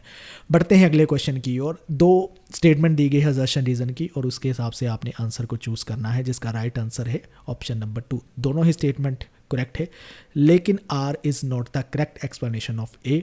वो भी हम समझ लेते हैं कैसे। सबसे पहले तो समझिए सत्याग्रह का मतलब क्या होता है। सत्याग्रह में कहीं पर भी ये नहीं कहा गया है कि ओपोनेंट को किसी तरह की इंजरी या नुकसान होना चाहिए। सत्याग्रह का मतलब है सब कुछ अपनी बॉडी सोल पर खुद ही फील करना पड़ेगा, खुद ही फेस करना पड़ेगा, किसी को यहाँ पर और को दुख देने की ज़रूरत नहीं है। इसकी मैं एग्जांपल बाद में देता हूँ, पहले हम समझते हैं पैसिव रेजिस्टेंस के आइडिया का। पैसिव रेजिस्टेंस में थोड़ा सा हरासमेंट का आइडिया इसमें जुड़ा हुआ है। अब हरासमेंट का मतलब ये नहीं है किसी को मार देना, हार्म करना या इंजर कर देना। हरासमेंट का मतलब यहाँ पर है कि थोड़ा सा दूसरे पर प्रेशर डालना ताकि वो जो है अपने डिसीज़न को, अपने एक्शन को चेंज कर ले। इसकी एक एग्जांपल देता हूँ। रोड के किनारे पर होकर अगर आप अनशन कर रहे हो, भूख हड़ताल कर रहे हो, रोड के किनारे पर किसी को डिस्टर्ब नहीं कर रहे, एक तंबू लगाकर बैठ के अपना, ये है सत्याग्रह का पार्ट। किसी को डिस्टर्ब नहीं किया, ठीक है, खुद ही सब कुछ फेस कर रहे हो। पैसिव रेजिस्टेंस में रोड के किनारे के नहीं, रोड के बीचों बीच में आप जो है तंबू लगा लोगे, रोड को ब्लॉक कर दोगे, वहाँ पर आप अपनी भूख हड़ताल करोगे। तो थोड़ा सा हरासमेंट पैसिव रेजिस्टेंस में रहती है। सत्याग्रह में बिल्कुल भी हरासमेंट जैसी भी चीज़ एग्जिस्ट नहीं करती है। तो दोनों ही स्टेटमेंट अपने आप में करेक्ट थी, लेकिन दोनों का आपस में लिंक नहीं था, दोनों एक अलग अलग डेफिनेशन को कन्वे कर रहे थे, इसलिए R is not the correct explanation of A. बढ़ते हैं अगले क्वेश्चन की ओर। 2 स्टेटमेंट दे रखी है, इस हिसाब से आपने जो है इसका आंसर देना है। इसका राइट आंसर है ऑप्शन नंबर 1। दोनों ही स्टेटमेंट अपने आप में ट्रू है, इसको भी एक्सप्लेनेशन में हम समझ लेते हैं। देखिए, परियर मानते थे कि कास्ट सिस्टम को जो है एलिमिनेट करना मेरा मेन गोल है। परियर ये कहते थे, उनका प्राइमरी गोल है इंडिया में कास्ट सिस्टम जो है ख़त्म हो जाए। वो ऐसा इसलिए मानते थे क्योंकि कास्ट सिस्टम में कहते हैं एक टूल बन चुका है लोगों को अप्रेस करने के लिए, लोगों को बेसिक राइट्स देने के लिए, डिग्निटी देने के लिए। तो कास्ट सिस्टम बिल्कुल ही करप्ट हो चुका है, इसलिए ये आज ह्यूमन सिविलाइजेशन के लिए या सेल्फ रिस्पेक्ट की भावना सोसाइटी में लेकर आने के लिए कास्ट सिस्टम ठीक नहीं है, इसलिए वो कास्ट सिस्टम को बिल्कुल एलिमिनेट करना चाहते थे, अंबेडकर की तरह। और स्टेटमेंट 2 में ये बात ध्यान रखिए कि परियार चाहे फायर ब्रांड लीडर थे, इधर उधर देखते नहीं थे बोलते वक्त, लेकिन वो फिर भी वायलेंट रेवोल्यूशन को आज तक उन्होंने फेवर नहीं किया। वो नॉन वायलेंट रेवोल्यूशन चाहते थे कि रेवोल्यूशन में किसी तरह का खून खराबा नहीं होना चाहिए, वायलेंस नहीं होनी चाहिए। वो इसलिए कहते थे क्योंकि कहते ये जो रेवोल्यूशन होगी ना नॉन वायलेंट, इसमें यूनिटी ज़्यादा प्रमोट होगी, लोगों में एक अंडरस्टैंडिंग बढ़ेगी। ऐसी जो नॉन वायलेंट रेवोल्यूशन होती है लोगों को इंस्पायर करती है, वो किसी तरह का चेंज लेकर आए, उनके एटीट्यूड और बिहेवियर में अपने आप चेंज आएगा जो लॉन्ग लास्टिंग होगा। इससे हम जो समाज भी बनाएंगे बहुत ही पीसफुल होगा, हारमोनियस होगा। जो वायलेंस से निकला हुआ समाज बनाएंगे वो हारमोनियस या पीसफुल नहीं हो सकता, ऐसा परियार का मानना था। तो दोनों ही स्टेटमेंट अपने आप में ट्रू है। तो अब ये क्वेश्चन कहाँ से आपको मिल सकता था? अगर आपने न्यूमेरिकल थॉट की बुक हमारी पढ़ी होती तो परियार कास्ट पर क्या कहते हैं, उनकी क्या ओपिनियन है, वो सारा कुछ मिल जाता। सिर्फ रेवोल्यूशन की बात रह जाती जो आप फिगर आउट कर लेते।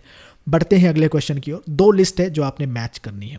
एक लिस्ट में बुक्स दी है, दूसरी लिस्ट में आपको ऑथर्स दिए हैं। इसका राइट आंसर है ऑप्शन नंबर 4। चलिए इसको भी एक्सप्लेनेशन में समझ लेते हैं। हिंद स्वराज बुक किसने लिखी थी? महात्मा गांधी ने लिखी थी। और discovery of India Jawaharlal Nehru की बुक है। गीता रहस्य बाल गंगाधर की बुक है। और हूवर शूद्रा ये बाबा साहेब अम्बेडकर की बुक है। तो ये सारी बुक्स बहुत फेमस बुक है, आपको पता होना चाहिए। ये क्वेश्चन तो आप ठीक ही करके आए होंगे। इस बुक की भी सोर्सेज की बात करें तो रैपिड फायर रिवीजन की ई बुक में हमने सारे थिंकर्स जो है इंडियन पॉलिटिकल थॉट के, उनके वर्क्स को क्रोनोलॉजिकल ऑर्डर में दे रखा है। वहाँ से अगर आपने पढ़ा होता तो ज़रूर इस क्वेश्चन को आप ठीक करके आते। अब बात आती है कि इंडियन पॉलिटिकल थॉट को कैसे कवर किया जाए। सबसे पहले आप ये फोकस कीजिए कि जो भी इंडियन पॉलिटिकल थॉट के थिंकर्स हैं उनके बायो को, उनके लाइफ इवेंट्स को, उनकी लाइफ में कोई मेजर इंसिडेंट है उनको अच्छे से पढ़ लीजिए। क्रोनोलॉजिकल ऑर्डर में उनकी टाइमलाइन को अपने नोटबुक में लिख लीजिए। वैसे इंडियन पॉलिटिकल थॉट का क्रैश कोर्स जो मैंने वीडियोस फ्री कवर की है यूट्यूब पर, वहाँ से भी पढ़ सकते हैं। हमारी इंडियन पॉलिटिकल थॉट की बुक्स में भी पढ़ सकते हैं, वहाँ से भी आ जाएगा। और रैपिड फायर की रिवीजन की ई बुक में भी हमने क्रोनोलॉजिकल ऑर्डर में उनकी बुक्स, उनके मेजर इंसिडेंट भी शॉर्ट में दे रखे हैं, वहाँ से भी पढ़ सकते हैं। दूसरी चीज़ इसमें यह है कि उन्होंने कौन कौन सी पॉलिटिकल पार्टीज़ को ज्वाइन किया, कब छोड़ा, अपनी पार्टी कौन सी बनाई, ये सारा बताइए। कौन कौन से उन्होंने थीसिस लिखे, मतलब बुक भी उनकी कवर करनी है। थीसिस भी पूछ लिया जाता है पीएचडी का, उन्होंने कौन सा लिखा। जब अम्बेडकर का पूछ लिया जाता है, ठीक है, राम मनोहर लोहिया का पूछ लिया जाता है, तो वो भी आपको पता होना चाहिए। बाकी आईपीटी के थिंकर्स की तो हमने बात कर ही रखी है। रैपिड फायर रिवीजन ई बुक से आपको एक बेनिफिट मिलेगा, ये छोटी छोटी चीज़ें तो आपको कवर हो मिलेगी। साथ में हमने की वर्ड्स भी साथ में मेंशन किए हैं कि जो थिंकर है उनके कौन से मेजर कंसेप्ट है, ठीक है, वो एक आपको लिस्ट भी मिलती जाएगी, वो भी आपने कवर करनी है। नहीं तो आप खुद से भी वो नोट बना सकते हो। इसके लिए आप क्या क्या पढ़ सकते हो, हमारी इंडियन पॉलिटिकल थॉट की ई बुक पढ़िए, डिटेल में पढ़िए। बहुत सारे क्वेश्चन आते हैं, आपको हमने दिखा भी दिया है अपने जब सॉल्व कर रहे थे क्वेश्चन की कौन कौन से क्वेश्चन हमारी ई बुक से आ रखे हैं। अगर आप स्टैंडर्ड टेक्स्ट बुक पढ़ना चाहते हो तो विद्या चक्रवर्ती की बुक पढ़ सकते हो इंडियन पॉलिटिकल थॉट की, वहाँ से डिटेल में डेप्थ में समझ सकते हो चीज़ों को। पियर्सन की बुक आती है, वहाँ से पढ़ सकते हो। नहीं तो आप हमारी ई बुक भी रेफ़र कर सकते हो। इसके साथ आप रैपिड फायर रिवीजन की जो ई बुक आती है उसको रेफ़र कर सकते हो जब कम टाइम बचे, शॉर्ट में पढ़ना चाहते हो तो वहाँ से आपका ये यूनिट 3 भी कवर हो जाएगा। चलिए अब सॉल्व करते हैं कंपैरेटिव पॉलिटिक्स के क्वेश्चन को। सबसे पहला जो क्वेश्चन आता है वो है, एक स्टेटमेंट है आइडियल कॉन्स्टिट्यूशन को लेकर, तो वो किसने दी है? इसका राइट आंसर है ऑप्शन नंबर 2, अरिस्टोटल ने दी है। देखिए ये आइडियल कॉन्स्टिट्यूशन हो गया, आइडियल स्टेट हो गया, आइडियल किंग हो गया, आइडियल पॉलिटी हो गया। जब आइडियल वाली चीज़ें जुड़ने लगती है तो मोस्ट प्रोबेबली चांसेस होते हैं कोई ग्रीक फिलोसफर ही होगा जो इसकी बात कर रहा होगा। अरिस्टोटल होगा, प्लेटो होगा, तो यहाँ से आंसर अरिस्टोटल निकल के आना था। आप ऐसे जो है गैस कर सकते थे।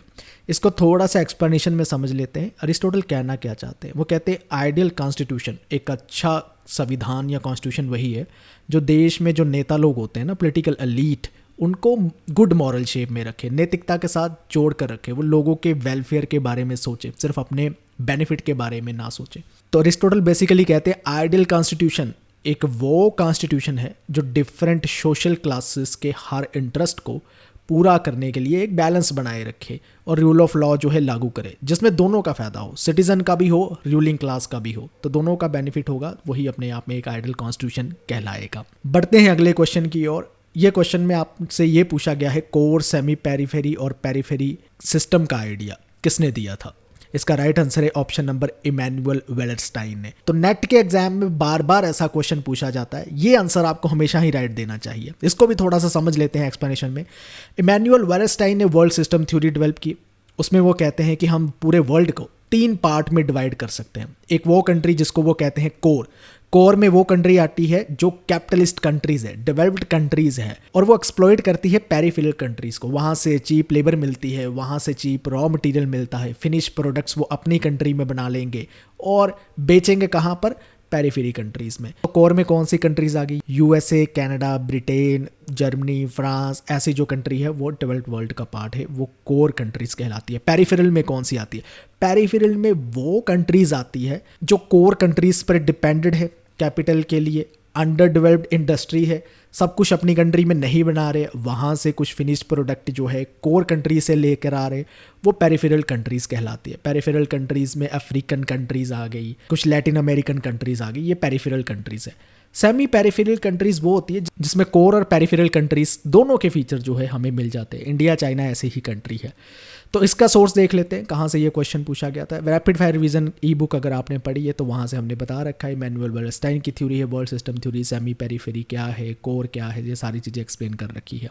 चलिए बढ़ते हैं अगले क्वेश्चन की ओर। गैब्रियल आलमंड का क्वेश्चन है, पार्टी सिस्टम की कौन सी टाइप्स या क्लासिफिकेशन उन्होंने दे रखी है? इसका राइट आंसर है ऑप्शन नंबर 4, ABCE जो इसकी ऑप्शन है। देखिए D इसकी ऑप्शन हो भी नहीं सकता। कैसे होता?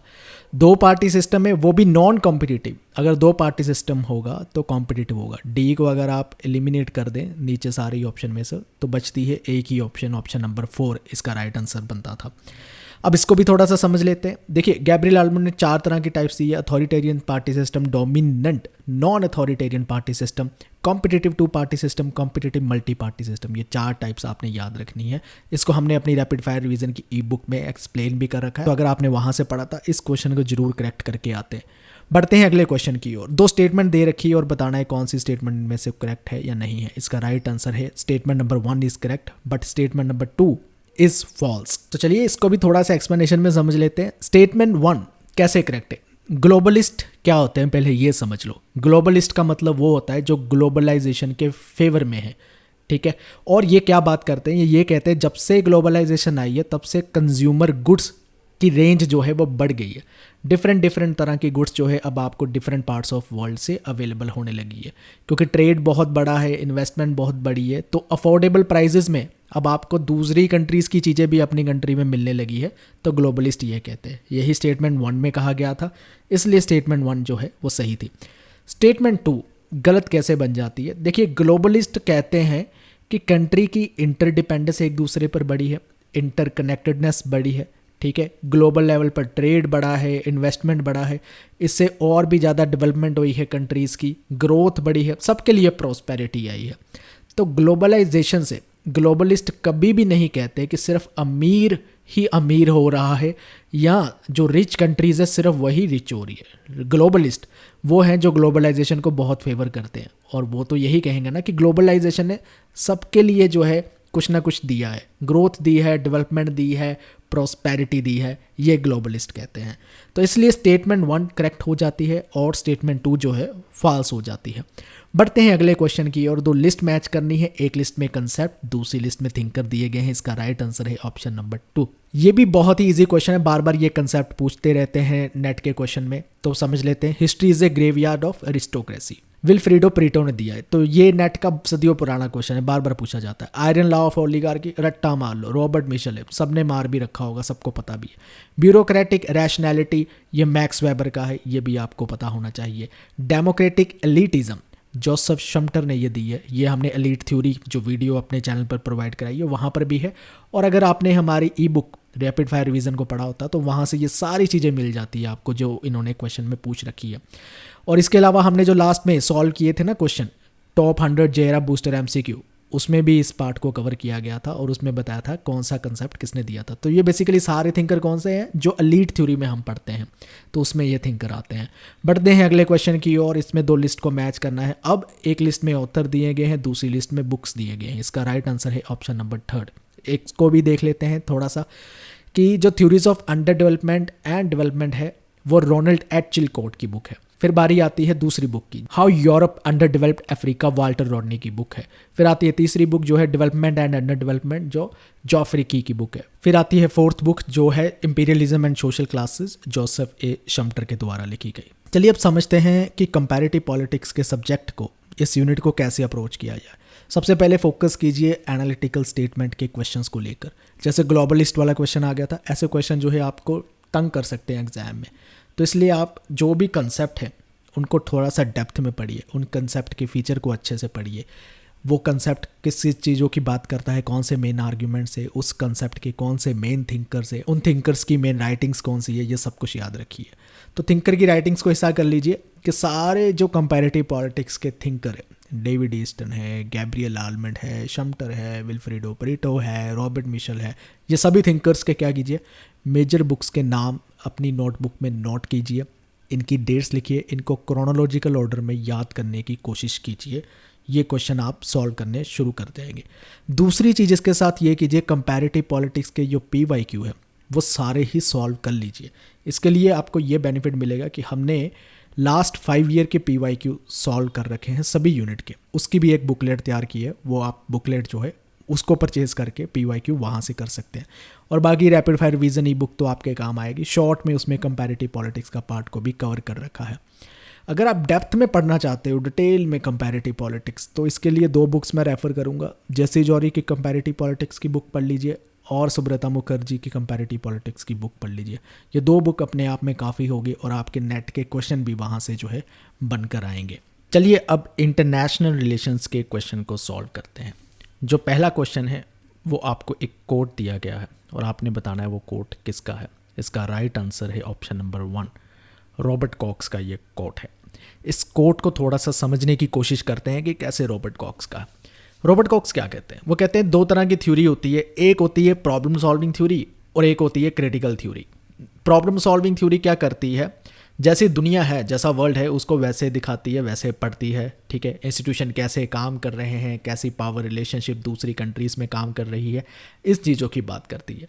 प्रॉब्लम सॉल्विंग थ्योरी बस इस चीज़ों पर बात करती है कि जो इंस्टीट्यूशन चल रहे हैं वो स्मूथली काम चलती रहे, ठीक है ना, लेकिन उनको क्रिटिकली एनालिसिस नहीं करती है। वो क्रिटिकल थ्योरी का काम है। क्रिटिकल थ्योरी इस चीज़ पे बात करती है कि कैसे इंस्टीट्यूशन ठीक काम नहीं कर रहे हैं, कैसे उन्हें बदला जाना चाहिए, कैसे स्टेट्स का रोल जो है क्रिटिकली वॉच करती है। क्रिटिकल थ्योरी का ये काम है।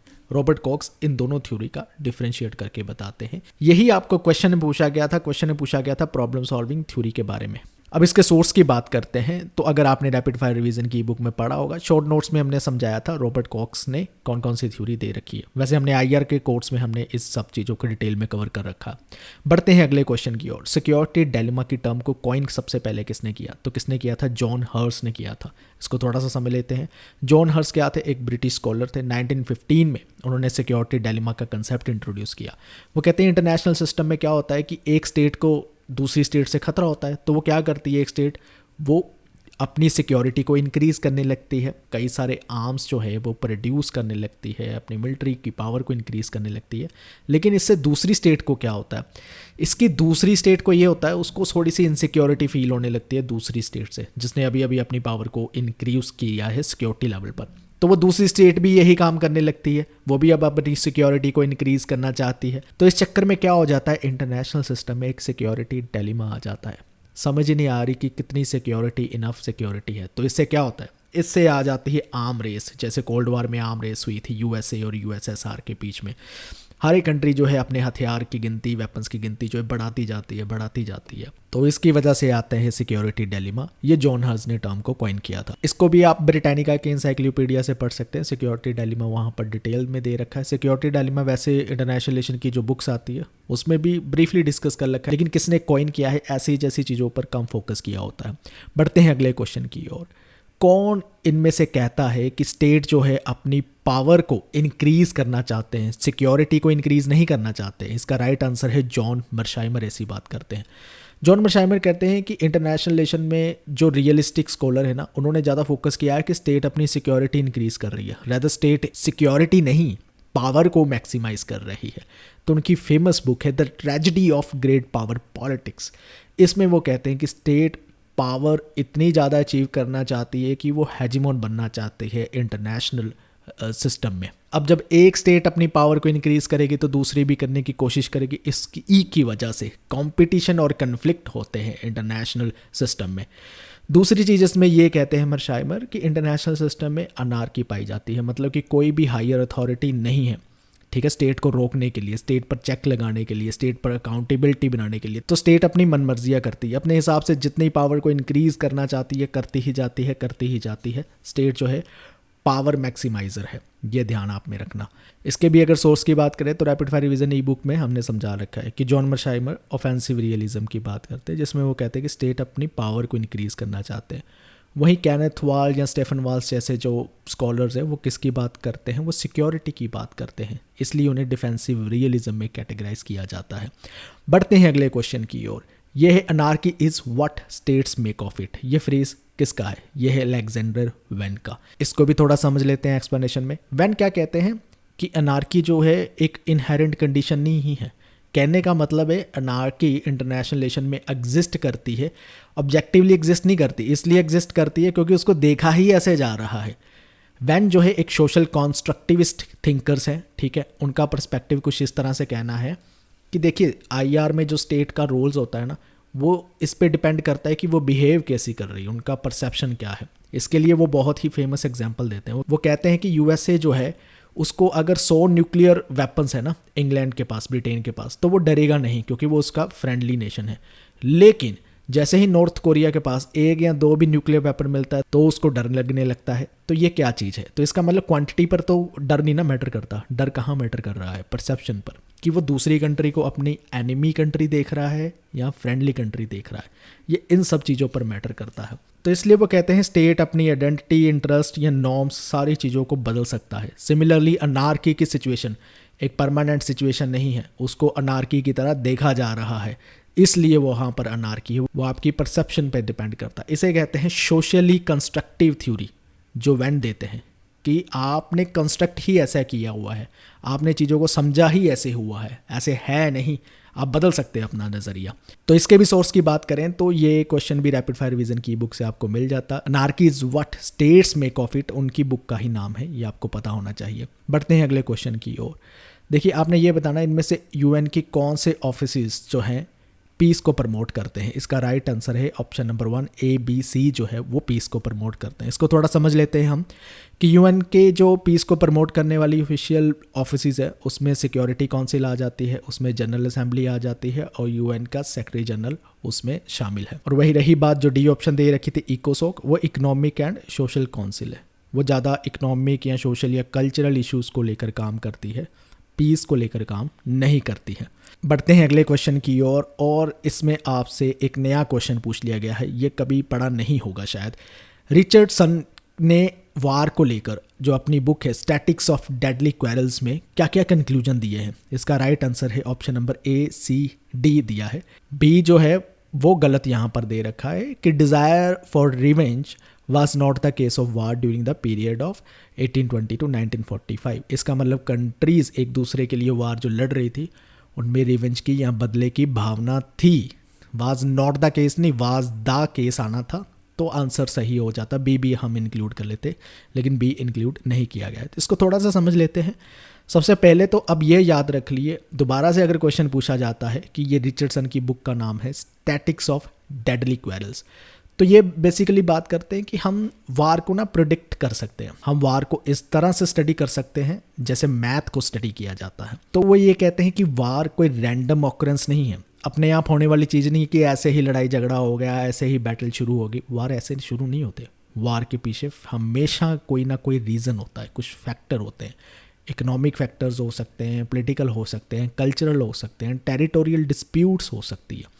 तो इन सब फैक्टर्स को ध्यान में रखते हुए हम वार को प्रेडिक्ट कर सकते हैं कि कब ऐसी सिचुएशन अगर दोबारा क्रिएट होती है तो वार हो सकते हैं। इसलिए स्टेटमेंट A-C-D जो थी वो करेक्ट स्टेटमेंट थी। अगले क्वेश्चन की ओर बढ़ते हैं जो है कि वाशिंगटन कंसेंसस का कौन से इंस्टीट्यूशन पार्ट है। इसका राइट आंसर है ऑप्शन नंबर 2 A-B-D। सिर्फ WTO को छोड़कर बाकी तीनों इंस्टीट्यूशन वाशिंगटन कंसेंसस का पार्ट है।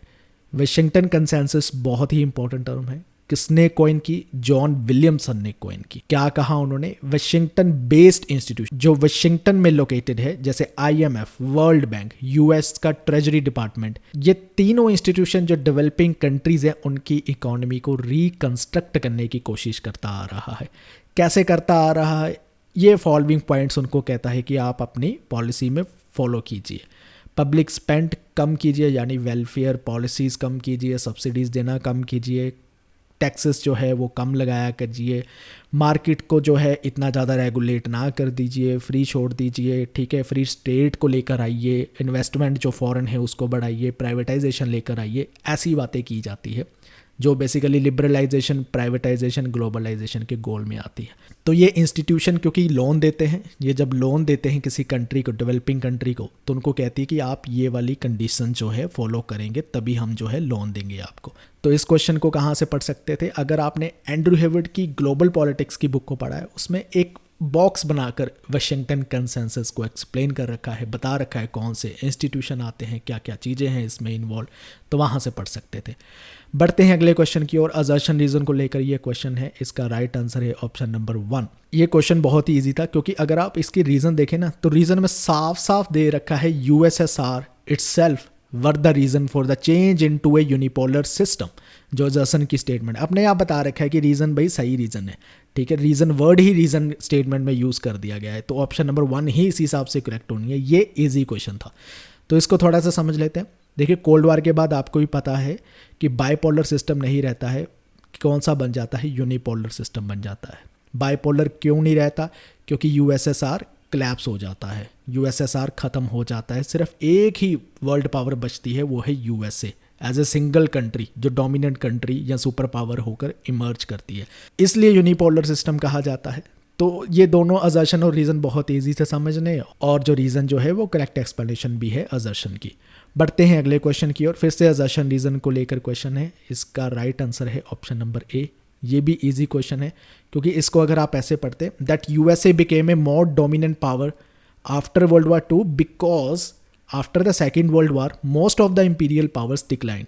तो ये बिकॉज अगर आप कंजक्शन बीच में यूज़ करते हैं तो कभी कभी हमें आंसर मिल जाता है। तो ये राइट एक्सप्लेनेशन है ना, तो ये पता चल रहा है हाँ ये राइट एक्सप्लेनेशन है, इसलिए ऑप्शन नंबर 1 जो है करेक्ट है।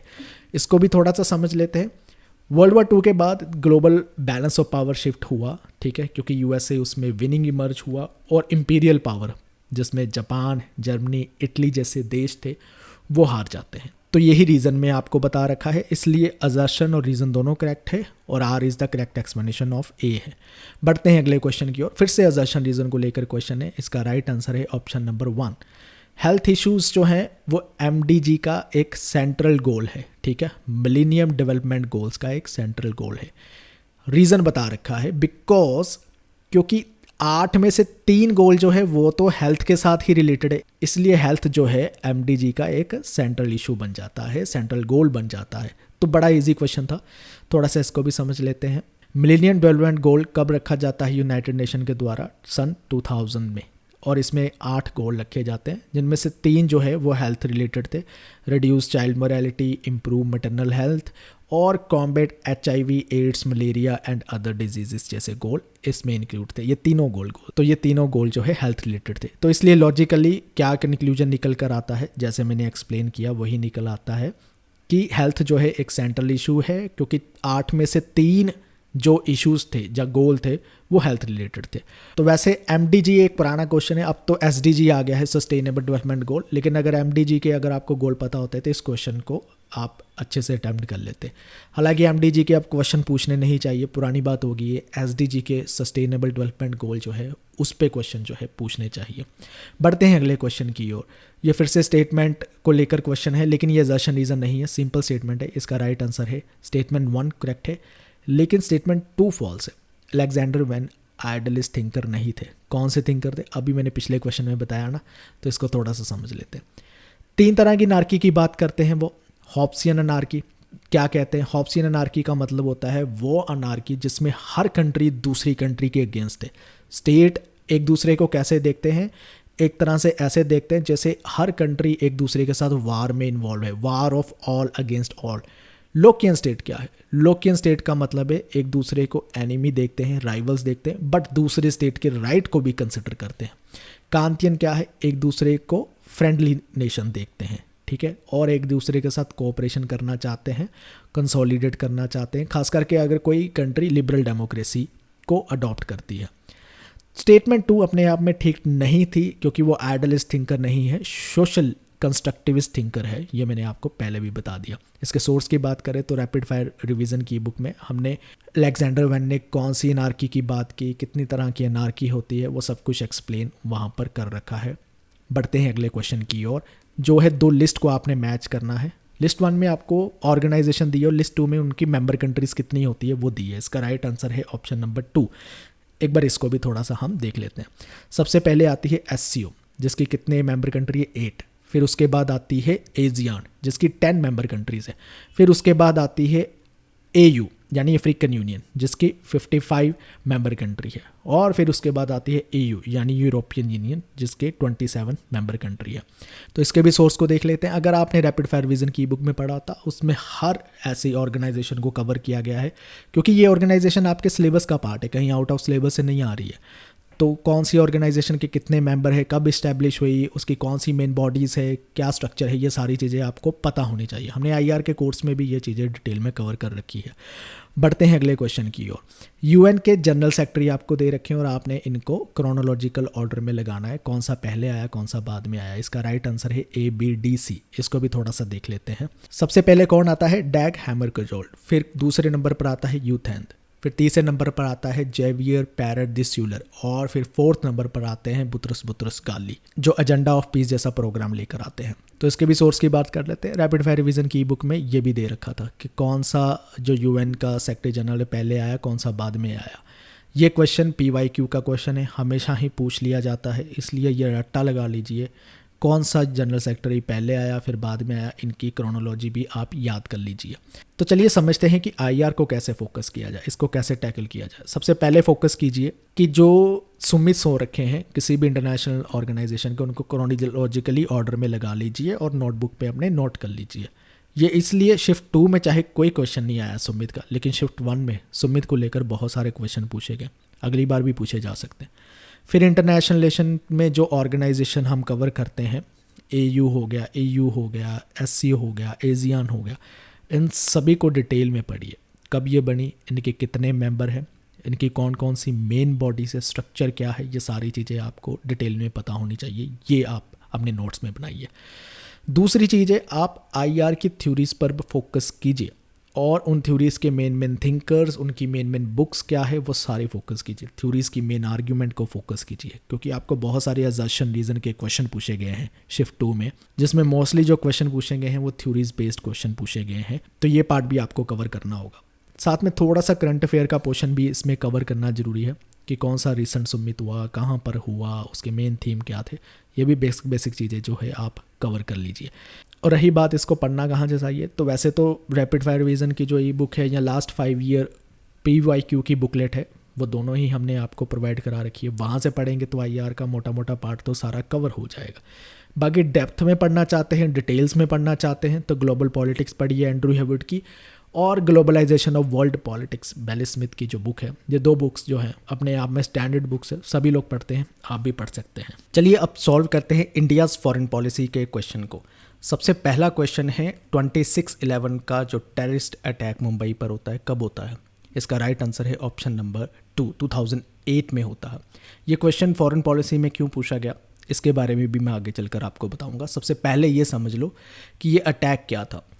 देखिए, ये अटैक किया जाता है, पाकिस्तान से 10 टेररिस्ट आते हैं और मुंबई की कुछ अलग अलग जगह पर अटैक करते हैं, जिसमें शामिल है 2 लग्जरी होटल, एक हॉस्पिटल, एक रेलवे स्टेशन और एक जूस सेंटर पर अटैक करते हैं। अटैक चलता है नवंबर 26 से लेकर 29। इंडिया की हिस्ट्री में यह सबसे डेडलीस्ट टेररिस्ट अटैक माना जाता है, और इस अटैक की वजह से पाकिस्तान के साथ जो इंडिया के रिलेशन है काफ़ी ख़राब हो जाते हैं।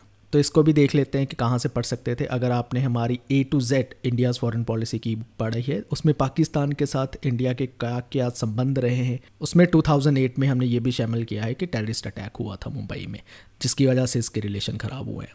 बढ़ते हैं अगले क्वेश्चन की ओर। वंदे भारत मिशन का ऑब्जेक्टिव क्या था? इसका राइट आंसर है ऑप्शन नंबर 1। जो इंडियन नेशनल फंसे हुए थे बाहर, उनको इंडिया लेकर आना, ना कि ईस्टर्न इंडिया से या वेस्टर्न इंडिया या साउथर्न इंडिया से लेकर आना। ये आंसर अपने आप में पता चल रहा था इसका आंसर क्या हो सकता। तो वंदे भारत मिशन क्या था? जो कोविड-19 पैंडेमिक आता है, उसमें जो सिटीज़न बाहर दूसरे देशों में फंस गए थे, उनको वापस इंडिया लेकर आना, बस यही इसका मिशन का एक मेन मकसद था। चाहे वो फ्लाइट्स के जरिए आए हैं, वो नेवल शिप्स के जरिए आए हैं, चाहे लैंड के रूट से लेकर आया गया है उन्हें, तो उनको बेसिकली हेल्प प्रोवाइड करना, मेडिकल असिस्टेंस प्रोवाइड करना, टेम्परेरी अकोमोडेशन प्रोवाइड करना, जितनी मदद उनको की जा सकती है उस टाइम के लिए, वो सारा वंदे भारत मिशन का ही पार्ट था। इसको भी हमने जो फॉरेन पॉलिसी की बुक है A to Z of India's foreign policy, उसमें इंडिया ने कौन कौन से मिशन कंडक्ट किया, खासकर 2014 से लेकर 2022 में उन सभी को कवर किया है, वो आप वहाँ से पढ़ सकते थे।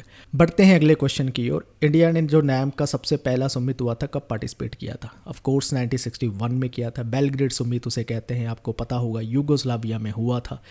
इसमें इंडिया ने 1961 में पार्ट भी किया और मेंबर भी बन गया NAM का, और तब से NAM के मूवमेंट में एक्टिव है इंडिया। ठीक है, ये क्वेश्चन जो है, वैसे तो NAM के अगर जितने सारे समिट है वो शिफ्ट 1 में भी पूछे जा रहे हैं, वो आपको पता होते तो आप अटैम्प्ट कर सकते थे। इसका राइट आंसर क्या है? अनीक चटर्जी की बुक में सारे समिट दे रखे हैं, इंटरनेट से भी आपको कहीं से भी मिल जाएंगे। ये सारे समिट आपको पता होना चाहिए कब कब हुए, सबसे इंपॉर्टेंट समिट कौन कौन से हैं।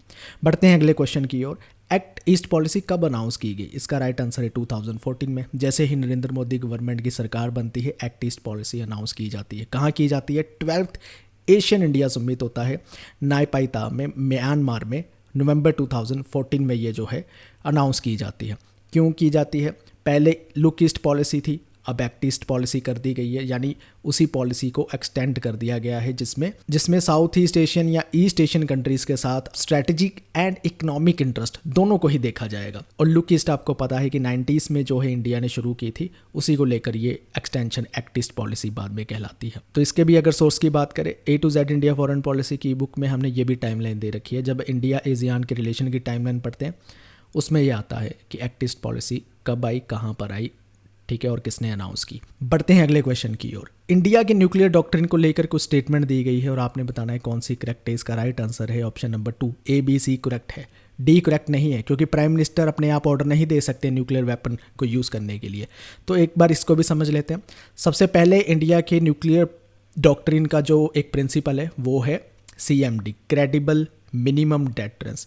इसका मतलब होता है इतने ही न्यूक्लियर वेपन रखना जिससे आप अपने आप को डिफेंड कर सको पोटेंशियल अटैक से, उसे कहते हैं क्रेडिबल मिनिमम डेटरेंस। दूसरा इसमें है न्यूक्लियर कमांड अथॉरिटी क्रिएट की गई है इंडिया में। न्यूक्लियर कमांड अथॉरिटी में प्राइम मिनिस्टर भी होंगे, एग्जीक्यूटिव काउंसिल भी होंगे। प्राइम मिनिस्टर अपने आप डिसीजन नहीं ले लेंगे, एग्जीक्यूटिव काउंसिल का भी रोल इसमें मैटर करता है, जो ये बताएगा न्यूक्लियर वेपन को कब यूज़ करना चाहिए। फिर आती है बात नो फर्स्ट यूज़ पॉलिसी की। इंडिया की ये न्यूक्लियर पॉलिसी रही है कि हम पर कोई अटैक करेगा तब डिफेंड के तौर पर हम अटैक करेंगे, अदरवाइज हम खुद से पहली बार जो है न्यूक्लियर वेपन को यूज़ नहीं करेंगे किसी कंट्री पर अटैक करने के लिए। और बाकी रही बात डी स्टेटमेंट की, वो फॉल्स है, मैंने बता दिया क्यों, क्योंकि न्यूक्लियर कमांड अथॉरिटी इशू करेगी कब न्यूक्लियर वेपन यूज़ करना है, उसमें एग्जीक्यूटिव काउंसिल भी होती है प्राइम मिनिस्टर के साथ साथ, प्राइम मिनिस्टर नहीं कर सकते। तो इसके भी अगर सोर्स की बात करें, A to Z of India foreign policy में इंडिया न्यूक्लियर डॉक्ट्रिन को हमने एक्सप्लेन कर रखा है, वहाँ से आप उसके प्रिंसिपल भी रीड कर सकते थे। तो अब बात करते हैं कि इस यूनिट को कैसे कवर किया जा सकता है। सबसे पहले तो सारे सुमित के क्रोनोलॉजिकल ऑर्डर जो है लिख लीजिए, ठीक है, अपनी नोटबुक में कहीं पर जो जो मेन बॉडीज़ है, कौन कौन से सुमित हुए, ब्रिक्स के कब हुए, नैम के कब हुए, एजियान के कब हुए, वो लिख लीजिए। कौन से इंपॉर्टेंट सुमित रहते हैं इंडिया के लिए, वो जो है पॉइंट आउट कर लीजिए, वो याद रखिए। दूसरी चीज़ है, जितने भी मेजर इवेंट्स हो रहे हैं इंडिया की फॉरेन पॉलिसी के लिए ज़रूरी है, उनको क्रोनोलॉजिकल ऑर्डर में लिखिए। जैसे मुंबई टेरर अटैक आ गया, एक्ट ईस्ट पॉलिसी आ गया, ये सारे मेजर इवेंट्स ही आते हैं। कोई एग्रीमेंट, ट्रीटीज़ कब कब हो रही है, इन सबको जो है अपनी नोटबुक में लिख लीजिए। दूसरी चीज़ इसमें जो फोकस करनी चाहिए आपको, इंडिया फॉरेन पॉलिसी में मेजर ऑनगोइंग थीम्स क्या चल रहे हैं, करंटली क्या इश्यूज़ पर ज़्यादा डिस्कशन हो रही है, ठीक है, स्ट्रेटेजिक ऑटोनॉमी को लेकर क्या बात हुई है, इंडियन ओशन में क्या हलचल हो रही है, जयशंकर कैसी कैसी स्टेटमेंट दे रहे हैं, इनके बारे में भी आप पढ़िए। क्योंकि शिफ्ट 1 में जयशंकर को लेकर क्वेश्चन भी आया था कि 5S जयशंकर किसे मानते हैं, तो वो पूछ भी लिया जाता है। तो ऐसे क्वेश्चन जो है आपसे पूछे जाते हैं। रीडिंग रेफरेंस के लिए वैसे तो इंडिया फॉरेन पॉलिसी की जो स्टैंडर्ड बुक है वो आउटडेटेड हो चुकी है, इसलिए उसके लिए हमने 2 बुक रिलीज़ की थी। एक थी हमारी A to Z of India's foreign policy की ई बुक, उसमें बहुत सारी डिटेल में चीज़ों को क्रोनोलॉजिकल ऑर्डर में कवर कर रखा है, वो आप वहाँ से रीड कर सकते हैं। इसके साथ हमने PYQ बुकलेट भी दी थी, जो इंडिया फॉरेन पॉलिसी के अब तक के 10 साल के जितने क्वेश्चन हैं उनको सारे के सारे कवर किया है विद एक्सप्लेनेशन, वो आप वहाँ से रीड कर सकते हैं। चलिए अब सॉल्व करते हैं पॉलिटिकल इंस्टीट्यूशन ऑफ इंडिया यानी इंडियन पॉलिटी के क्वेश्चन को। सबसे पहला क्वेश्चन पूछा गया है कि प्रोविंस में डायरकी सिस्टम किस एक्ट ने अबॉलिश किया था और प्रोविंशियल ऑटोनॉमी को इंट्रोड्यूस किया था। इसका राइट आंसर है option number 3, government of India act 1935 जो आता है उसने ये किया था। इसको थोड़ा सा समझ लेते हैं कि ये जो एक्ट है 1935 का, ये डायरकी सिस्टम को अबॉलिश करता है प्रोविंस में, ठीक है, और प्रोविंशियल ऑटोनॉमी को इंट्रोड्यूस करता है। ये एक वो एक्ट है जो इंडिया में फेडरल सिस्टम ऑफ गवर्नमेंट को लेकर आता है, जिसमें सेंटर और प्रोविंशियल गवर्नमेंट्स में पावर की डिवीज़न होती है। प्रोविंशियल गवर्नमेंट्स का यहाँ पर मतलब है स्टेट गवर्नमेंट्स। इसी एक्ट के चलते हुए बाई कैमरल लेजिस्लेचर आया था, सेंटर में भी और प्रोविंस में भी, यानी 2 हाउसेस होंगे, ये कहा गया था। तो इसके सोर्स को भी देख लेते हैं। रैपिड फायर रिवीजन ई बुक में शॉर्ट नोट्स में हमने सभी इस एक्ट को एक्सप्लेन कर रखा है। तो उसमें GOI जो गवर्नमेंट ऑफ इंडिया एक्ट 1935 है उसको भी एक्सप्लेन कर रखा है। इसके अलावा जो हम JRF के 100 बूस्टर MCQ लेकर आए थे तो उसमें भी इसको डिस्कस किया था, जो एग्जाम से 2-3 दिन पहले वीडियो आई थी। बढ़ते हैं अगले क्वेश्चन की ओर। ओरिजिनल ज्यूरिसडिक्शन के बारे में क्वेश्चन है सुप्रीम कोर्ट के, और आपने बताने में से कौन सी स्टेटमेंट करेक्ट नहीं है। इसका राइट आंसर है ऑप्शन नंबर 4। सुप्रीम कोर्ट की जो ज्यूरिसडिक्शन है वो दूसरी कोर्ट या ट्रिब्यूनल पर ओरिजिनल ज्यूरिसडिक्शन नहीं होती है। कुछ स्पेसिफिक केसेस जो है वही सुप्रीम कोर्ट को मिल सकते हैं, जैसे कि गवर्नमेंट ऑफ इंडिया या किसी स्टेट में डिस्प्यूट है दो स्टेट में आपस में डिस्प्यूट है, फंडामेंटल राइट्स को लेकर डिस्प्यूट है, उसमें ओरिजिनल ज्यूरिसडिक्शन है। ओरिजिनल ज्यूरिसडिक्शन का मतलब होता है कि आप सीधा जाकर सुप्रीम कोर्ट में जा सकते हो, पहले नीचे कोर्ट में नहीं जाना पड़ेगा, किसी हाई कोर्ट में या ट्रिब्यूनल में नहीं जाना पड़ेगा, उसका मतलब होता है ओरिजिनल ज्यूरिसडिक्शन। और ऐसी ओरिजिनल ज्यूरिसडिक्शन सुप्रीम कोर्ट के पास सभी कोर्ट्स या ट्रिब्यूनल पर नहीं है। तो ट्रिब्यूनल और कोर्ट्स के कुछ केसेस है जो वही देखेंगे, अगर उनके केस की जजमेंट पसंद नहीं आती है तब आप सुप्रीम कोर्ट में जा सकते हो। ऐसे नहीं कि आप उनको ट्रिब्यूनल और कोर्ट को बाईपास करके सीधा ही कुछ केसेस में सुप्रीम कोर्ट में चले जाओगे। तो ओरिजिनल ज्यूरिसडिक्शन की भी अपनी लिमिट है, ये क्वेश्चन की स्टेटमेंट में दे रखा था। इसके भी अगर सोर्स की बात करें, लक्ष्मीकांत ने ओरिजिनल ज्यूरिसडिक्शन को अच्छे से एक्सप्लेन कर रखा है, वहाँ से आप पढ़ सकते थे। अगले क्वेश्चन की ओर बढ़ते हैं। ये पूछा गया है कि काउंसिल ऑफ मिनिस्टर होगी प्रेसिडेंट ऑफ इंडिया को एड एंड एडवाइस करने के लिए, ये कौन सा आर्टिकल कहता है? ये आर्टिकल नंबर 74 कहता है। आर्टिकल नंबर 74 भूलिए मत, बहुत ही इंपॉर्टेंट आर्टिकल है। ये काउंसिल ऑफ मिनिस्टर का आर्टिकल है। इसमें कहते हैं कि there shall be the council of minister with the prime minister as the head to aid and advise president in the exercise of the function. ये article 74 को आपने ध्यान में रखना है। तो इसके भी सोर्स की बात करें, लक्ष्मीकांत में आपको ये भी मिल जाएगा। बढ़ते हैं अगले क्वेश्चन की ओर। सुप्रीम कोर्ट की जजमेंट को लेकर लाइव प्रोसीडिंग होनी चाहिए, कौन है इसके साथ एसोसिएट? इंदिरा जयसिंह इसका आंसर है। इंदिरा जयसिंह एक एक्टिविस्ट है, लॉयर है, ह्यूमन राइट एक्टिविस्ट है, जो बात करते हैं कि ट्रांसपेरेंसी बनाए रखने के लिए कोर्ट की प्रोसीडिंग को लाइव स्ट्रीम करना चाहिए। लाइव स्ट्रीम इसलिए भी करना चाहिए क्योंकि ट्रांसपेरेंसी भी होती है, और इसलिए भी करना चाहिए क्योंकि मिस रिपोर्टिंग के, एरर के, सेकेंड हैंड इन्फॉर्मेशन के चांसेस जो है कम हो जाते हैं। तो इंदिरा जयसिंह इसको लेकर आए थे। इंदिरा जयसिंह जैसे दिखते हैं आपको। ये क्वेश्चन जो पूछा गया है ये इंडियन पॉलिटी के, ले लीजिए, करंट अफेयर का ही क्वेश्चन है जो आपसे पूछा गया है। बढ़ते हैं अगले क्वेश्चन की ओर। इनमें से कौन सी चीज़ जो है फिलॉसफी ऑफ द कॉन्स्टिट्यूशन को इंस्पायर या शेप करने में मदद करती है? कॉन्स्टिट्यूएंट असेंबली की जो रेजोल्यूशन है 22 जनवरी 1947 की, वो करती है। थोड़ा सा समझ लेते हैं ये रेजोल्यूशन क्या है। ऑब्जेक्टिव रेजोल्यूशन ही है, जवाहरलाल नेहरू ने इसे पास करवाया था और लिखी भी उन्होंने थी। इसमें सारे प्रेम्बल में जो हमारी फिलॉसफी लिख रखी है इंडियन कॉन्स्टिट्यूशन की, वो मोटी मोटी उसमें भी दे रखी है ऑब्जेक्टिव रेजोल्यूशन में।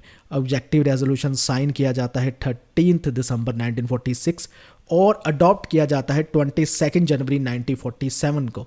डायरेक्टली ऑब्जेक्टिव रेजोल्यूशन का क्वेश्चन नहीं पूछा गया कब अडॉप्ट किया गया, क्वेश्चन को टेढ़ा मेढ़ा कर कर घुमा कर आपको पूछ लिया गया है कि इंडिया की जो फिलॉसफी है कॉन्स्टिट्यूशन की, वो कब अडॉप्ट की गई या किस रेजोल्यूशन के थ्रू अडॉप्ट की गई। तो वो याद रखना, 22 जनवरी को ऑब्जेक्टिव रेजोल्यूशन अडॉप्ट होती है 1947 में, ये ध्यान रखना। ऑब्जेक्टिव रेजोल्यूशन को लेकर भी आपको लक्ष्मीकांत में डिटेल में सारी डिस्कशन मिल जाएगी, आप वहाँ से पढ़ सकते हैं। बढ़ते हैं अगले क्वेश्चन की ओर। 3 लिस्ट जो होती है, यूनियन, स्टेट या कॉन्करेंट लिस्ट, उनमें से कौन सी ये स्टेटमेंट दे रखी है जो इनकरेक्ट है? इसका राइट आंसर है यूनियन लिस्ट कंटेन्स 19 सब्जेक्ट्स। ये स्टेटमेंट इनकरेक्ट है। कैसे, इसको भी थोड़ा सा समझ लेते हैं। देखिए 7 शेड्यूल में तीनों लिस्ट की डिटेल दे रखी है, किस लिस्ट में कितने कितने सब्जेक्ट है, और वो सब्जेक्ट कौन कौन से वो हमें 7 शेड्यूल में जाकर मिल जाते हैं। तो अभी जो करंटली क्या सिनेरियो चल रहा है, यूनियन लिस्ट के 19 सब्जेक्ट पहले थे, अब 100 सब्जेक्ट है। स्टेट लिस्ट के पहले 66 सब्जेक्ट थे, अब 61 सब्जेक्ट है। कॉन्करेंट लिस्ट में पहले 47 सब्जेक्ट थे और करंटली अब 52 सब्जेक्ट है। ये आपने याद रखना है। ये सारी इन्फॉर्मेशन आपको बायजूस के जो शॉर्ट नोट्स हैं इंडियन पॉलिटी के, उनकी वेबसाइट से जाकर वहाँ पर भी मिल जाएगी कि करंटली अपडेट इन्फॉर्मेशन क्या है। बढ़ते हैं अगले क्वेश्चन की ओर। कॉन्स्टिट्यूएंट असेंबली को लेकर कुछ स्टेटमेंट दे रखी है और आपने बताना है कौन सी स्टेटमेंट करेक्ट है। इसका राइट आंसर है ऑप्शन नंबर 4। सारी की सारी स्टेटमेंट्स जो है वो अपने आप में करेक्ट है। कैसे, उसको भी थोड़ा सा समझ लेते हैं। सबसे पहले कि जो प्रिंसली स्टेट है उनको कैसे सीट अलॉट की जाती है जब कॉन्स्टिट्यूएंट असेंबली के इलेक्शन होते हैं, पॉपुलेशन के अकॉर्डिंगली अलॉट की जाती है। ठीक है, जो प्रिंसली स्टेट में ज़्यादा पॉपुलेशन है उसको ज़्यादा सीट्स मिलेंगी, जिस पे कम है उसको कम मिलेगी। और पॉइंट नंबर बी है कि जो ब्रिटिश प्रोविंस थे वहाँ पर सीट कैसे डिवाइडेड की थी, कम्युनिटी के अकॉर्डिंगली। मुस्लिम्स की अलग सीट, सिख्स के लिए अलग सीट और जनरल पॉपुलेशन के लिए अलग सीट थी। पॉइंट नंबर सी ये कहता है कि वो सीट जो कम्युनिटी के लिए अलॉट की गई है, मान लीजिए कोई सीट से मुस्लिम कैंडिडेट खड़ा है तो उसको मुस्लिम वोटर ही वोट करेंगे, ये पॉइंट सी कहता है। पॉइंट डी में ये कहा गया है कि इलेक्शन किस तरह से होंगे, प्रोसेस किस तरह से होगा, प्रोपोर्शनल रिप्रेजेंटेशन का मेथड यूज़ किया जाएगा by means of single transferable vote system, जो हम आप प्रेसिडेंट के इलेक्शन में फॉलो करते हैं। तो कॉन्स्टिट्यूएंट असेंबली के इलेक्शन किस तरह से हुए थे वो भी सारी डिटेल जो है आपको लक्ष्मीकांत की बुक से मिल जाती है। बढ़ते हैं अगले क्वेश्चन की ओर, जो है जीएसटी काउंसिल में से इनमें से कौन से मेंबर होते हैं। इसका राइट आंसर है option number 3, ACD is the right answer. इसको थोड़ा सा समझ लेते हैं। जीएसटी काउंसिल में होते हैं एक यूनियन फाइनेंस मिनिस्टर जो चेयरपर्सन होते हैं जीएसटी काउंसिल के। कल को अगर पूछ लिया गया कि जीएसटी काउंसिल का चेयरपर्सन कौन होता है तो वो यूनियन फाइनेंस मिनिस्टर होता है, ये याद रख लेना। दूसरी चीज़ इसमें यह है कि union minister of state in charge revenue या फाइनेंस का, वो इसका मेंबर होता है। तीसरा मेंबर कौन होता है, minister in charge of finance और टैक्सेशन, या फिर कोई और मिनिस्टर हो सकता है जो भी स्टेट गवर्नमेंट नॉमिनेट करती है। तो जीएसटी काउंसिल के ये 3 मेंबर होते हैं, ये याद रख लो अच्छी तरह से। इसके भी अगर सोर्स की बात करें तो ये आपको लक्ष्मीकांत में मिल जाता है कि जीएसटी काउंसिल की कॉम्पोजिशन क्या है। बढ़ते हैं अगले क्वेश्चन की ओर। 2 स्टेटमेंट दी गई है और आपने बताना है कौन कौन सी स्टेटमेंट करेक्ट है। इसका राइट आंसर है स्टेटमेंट 1 इनकरेक्ट है और स्टेटमेंट 2 जो है वो ट्रू है। कैसे, उसको भी थोड़ा सा एक्सप्लेनेशन में समझ लेते हैं। Equality before the law is not applicable to the president of India, मतलब इक्वालिटी बिफोर लॉ प्रेसिडेंट पर एप्लीकेबल ही नहीं होता, ये गलत है। क्योंकि जितने भी इंडियन सिटीजन है इंक्लूडिंग प्रेसिडेंट, सब पर इक्वालिटी बिफोर लॉ जो है वो लागू होता है, एप्लीकेबल है। दूसरी स्टेटमेंट कही गई थी कि प्रेसिडेंट ऑफ इंडिया कुछ स्पेशल प्रिविलेज इंजॉय करता है इंडियन कॉन्स्टिट्यूशन में, ये सही है। देखिए आर्टिकल 361 में प्रेसिडेंट और गवर्नर दोनों को ये इम्यूनिटी मिली है। क्या मिली है, वो स्पेशल प्रिविलेज क्या है, उसको समझने की कोशिश करते हैं। सबसे पहली चीज़ समझिए, प्रेसिडेंट और गवर्नर दोनों ही कोर्ट को लेकर आंसरेबल नहीं है अगर कोई वो एक्शन लेते हैं, अपनी कोई पावर को एक्सरसाइज करते हैं। मान लीजिए कोई भी बिल आया था उनके पास, उन्होंने साइन नहीं किया, ठीक है, या वापस भेज दिया, तो कोर्ट उनसे ये नहीं पूछेगी भाई तुमने साइन क्यों नहीं किया या तूने वापस क्यों भेज दिया। ये सारे एक आंसर उन्हें नहीं देने पड़ेंगे कोर्ट में। दूसरी चीज़ है, उन पे किसी तरह की कोई क्रिमिनल प्रोसीडिंग और सिविल प्रोसीडिंग नहीं हो सकती जब तक दोनों ऑफिस में हैं, जब तक वो प्रेसिडेंट या गवर्नर है। इसका मतलब ये हो गया, क्या उन पर अगर किसी का मर्डर कर देते हैं तो किसी तरह की प्रोसीडिंग ही नहीं होगी। तो यस, वो तब तक प्रोसीडिंग नहीं होगी जब तक वो ऑफिस में है। उनको या तो रिमूव किया जाएगा या उनको कहा जाएगा कि आप रिज़ाइन कर दे। जब वो रिज़ाइन या रिमूव कर दिए जाएंगे उसके बाद जाकर कोई तरह की सिविल या क्रिमिनल प्रोसीडिंग्स कोर्ट में उनके अगेंस्ट शुरू होगी। ये ध्यान रखना, ये स्पेशल प्रिविलेजेस जो गवर्नर और सिर्फ प्रेसिडेंट को ही इंडिया में अवेलेबल है। बढ़ते हैं अगले क्वेश्चन की ओर। 2 स्टेटमेंट दे रखी है और आपने बताना है कौन कौन सी स्टेटमेंट करेक्ट है। इसका राइट आंसर है स्टेटमेंट 1 करेक्ट है, स्टेटमेंट 2 फॉल्स है। वो कैसे, उसको भी एक्सप्लेनेशन में समझ लेते हैं। पहले स्टेटमेंट ये थे कि मंडल कमीशन जो है सोशली अंडर प्रिविलेज सेक्शन के लिए अफर्मेटिव एक्शन के लिए एक स्कीम बनाता है, एक रिपोर्ट तैयार करता है। ट्रू है, ओबीसी के लिए आपको पता है वो रिपोर्ट तैयार करते हैं। सोशली एजुकेशनली बैकवर्ड जो कम्युनिटीज़ है उनको रिजर्वेशन देने की बात करते हैं, अफर्मेटिव एक्शन लेने की बात करते हैं। दूसरी चीज़ ये है, फॉल्स कैसे है, कि 1979 में रिपोर्ट सबमिट नहीं की थी, 1980 में मंडल कमीशन ने रिपोर्ट सबमिट की थी। तो चलिए इसके सोर्स को भी देख लेते हैं। लक्ष्मीकांत में आपको ये सारी चीज़ें मिल जाती, मंडल कमीशन ने कौन सी रिपोर्ट कब दी थी, कब सबमिट की। बढ़ते हैं अगले क्वेश्चन की ओर जो है फेडरलिज्म को लेकर इंडिया के। तो इसका राइट आंसर है ऑप्शन नंबर 1। दोनों ही स्टेटमेंट अपने आप में ट्रू है। वो कैसे, उसको भी देख लेते हैं। सबसे पहले है कि इंडिया का जो फेडरलिज्म है अपने आप में ओरिजिनल है, कहीं से ड्राइव या बोरो किया हुआ नहीं है। ये स्टेटमेंट ट्रू है क्योंकि इंडिया का जो फेडरलिज्म है अपने आप में ओरिजिनल कैरेक्टर इसलिए है क्योंकि इसमें सेंट्रल गवर्नमेंट स्ट्रॉन्ग भी है, स्टेट गवर्नमेंट के पास भी पावर है, लोकल गवर्नमेंट के पास भी पावर है। तो ऐसा फेडरलिज्म दुनिया में कहीं और देखने को नहीं मिलता। सो इंडिया का फेडरलिज्म जो है उसका ओरिजिनल कैरेक्टर है। दूसरी स्टेटमेंट इसमें यह दे रखी है कि India has defined it's on constitutional practices of federalism rather than following earlier blueprint. तो ये भी ट्रू है।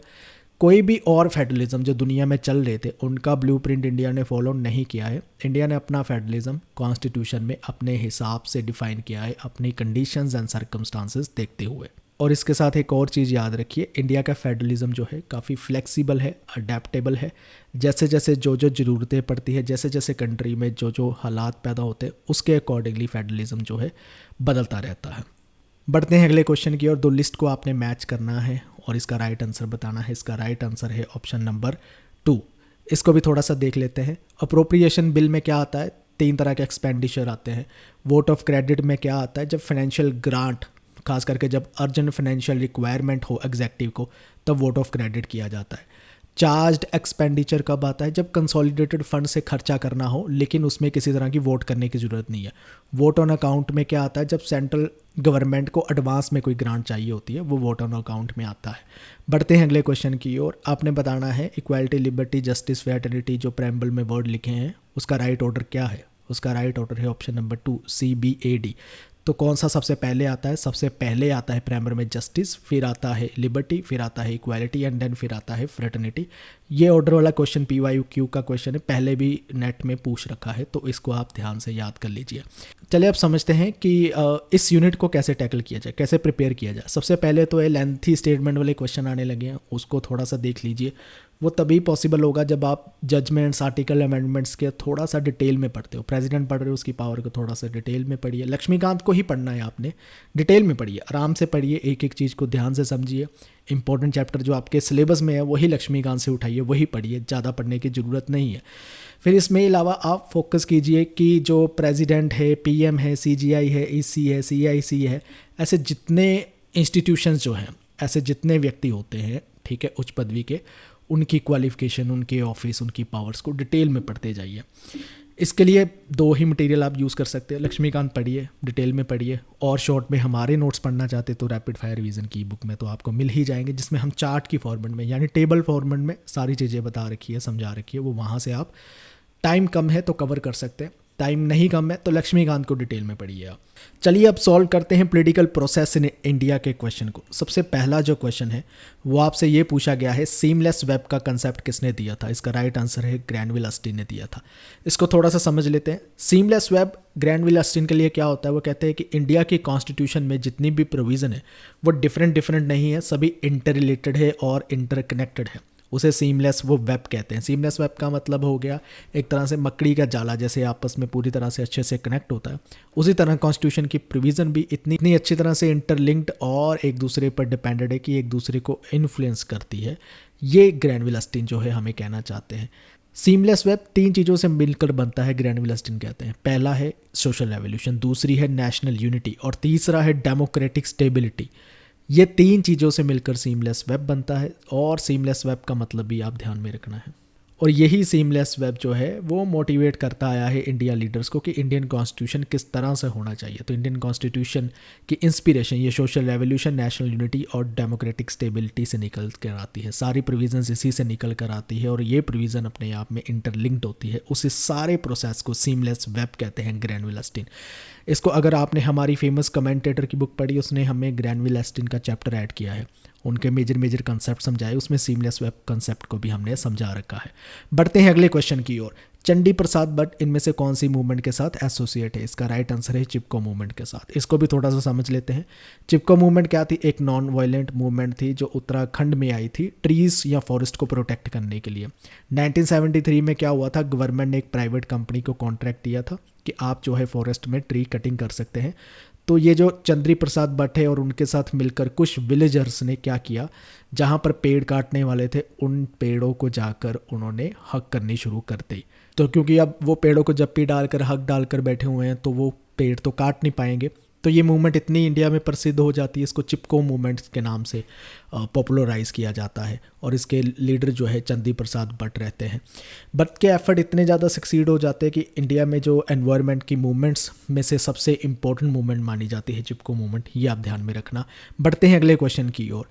इनमें से north eastern region of India में कौन सी पहली ऐसी पार्टी है जो नेशनल पॉलिटिकल पार्टी बनती है? इसका राइट आंसर है नेशनल पीपल पार्टी। चलिए इसको भी थोड़ा एक्सप्लेनेशन में समझ लेते हैं। नेशनल पीपल पार्टी जो है एक नेशनल पार्टी है, इलेक्शन कमीशन के द्वारा रिकॉग्नाइज की गई। इसको 2013 में फाउंड किया था और इसके जो मेन लीडर है वो है पुरनो अगितोक संगम, मेघालय के ये लीडर है। ये पार्टी मेघालय में तो काम कर ही रही है, इसके साथ नॉर्थ ईस्टर्न रीजन के और भी जो स्टेट है उन लोगों के जो इंटरेस्ट है उसको भी प्रमोट करना चाहती है। इंडिया में आज प्रेजेंट सिर्फ 6 ही नेशनल पार्टीज़ बची है। अप्रैल 2023 का ये करंट अफेयर है। वो 6 नेशनल पार्टीज़ अब कौन सी है वो आप कमेंट करके बताइए, ताकि मुझे पता चले ये वीडियो आप देख भी रहे हो कि सिर्फ मैं अकेले ही बोली जा रहा हूँ। वो 6 पार्टीज़ के नाम कमेंट करके बताएं। तो रैपिड फायर रिवीजन की ई बुक में हमने कवर कर रखा है नेशनल पीपल पार्टी के बारे में, कौन कौन सी नेशनल पार्टीज़ है ये भी वहाँ पर कवर कर रखा है, सिंबल क्या है, मेन लीडर क्या है, उस सब को कवर कर रखा है। बढ़ते हैं अगले क्वेश्चन की ओर कि लैंग्वेज के बेस पर कौन कौन सी स्टेट इनमें से क्रिएट की गई थी? इसका राइट आंसर है option number 1 A B C create की गई है। इसको थोड़ा सा समझ लेते हैं। हरियाणा क्रिएट की गई थी 1966 में, पंजाब से निकाल कर जो हरियाणवी स्पीकिंग एरिया है वो हरियाणा में ऐड किए जाते हैं। आंध्र प्रदेश 1953 में क्रिएट की जाती है। तेलुगु स्पीकिंग एरिया जो है मद्रास से निकाल कर जो है आंध्र प्रदेश में दिए जाते हैं, आंध्र प्रदेश क्रिएट किया जाता है। महाराष्ट्र फिर क्रिएट किया जाता है बॉम्बे स्टेट में 1960 में किया जाता है। बॉम्बे स्टेट में क्योंकि गुजराती स्पीकिंग एरिया भी आते थे, मराठी स्पीकिंग एरिया भी आते थे, मराठी स्पीकिंग जो लोग थे उनको एक अलग स्टेट बनाकर दी जाती है, उसे महाराष्ट्र कहते हैं। वहीं मध्य प्रदेश की बात करें तो इसमें हिंदी स्पीकिंग और मराठी स्पीकिंग मिक्स जो है हमें मिलता है। इसमें मध्य भारत तब जो नाम था, फिर आता है विंध्य प्रदेश या भोपाल स्टेट, इन सभी को मिलाकर जो है मध्य प्रदेश 1956 में बनाया जाता है। नागालैंड 1963 में बनाया जाता है असम स्टेट से निकालकर, और ये कोई लैंग्वेज के बेसिस पे नहीं बनाया जाता। इसके भी अगर सोर्स की बात करें तो आपको सारी स्टेट कब कब कौन कौन सी स्टेट बनी थी हमारी रैपिड रिवीजन की ई बुक से आपको मिल जाता। बढ़ते हैं अगले क्वेश्चन की ओर। 2 लिस्ट दी गई है, एक में कंसेप्ट है, दूसरे में थिंकर, इनको मैच करना है। इसका राइट आंसर है ऑप्शन नंबर 1। इसको भी थोड़ा सा एक्सप्लेनेशन में देखते हैं। सबसे पहले concept of vote bank M N. Srinivas का कंसेप्ट है। श्री नारायण धर्मा परिपालन योगम नारायण गुरु का। आद धर्म मंगूराम मगोवालिया का। The self respect movement Ramasamy Naicker Periyar की चलाई हुई है।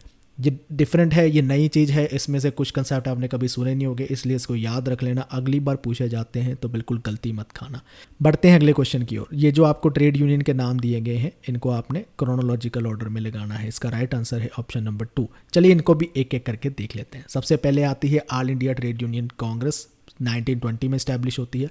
फिर आती है Indian national trade union Congress, एक जैसा ही नाम है, ध्यान रखना, 1947 में ये इस्टेब्लिश होती है। फिर आती है हिंदू मजदूर सभा, 1948 में इस्टेब्लिश होती है। फिर आती है भारतीय मजदूर संघ, 1955 में इस्टेब्लिश होती है।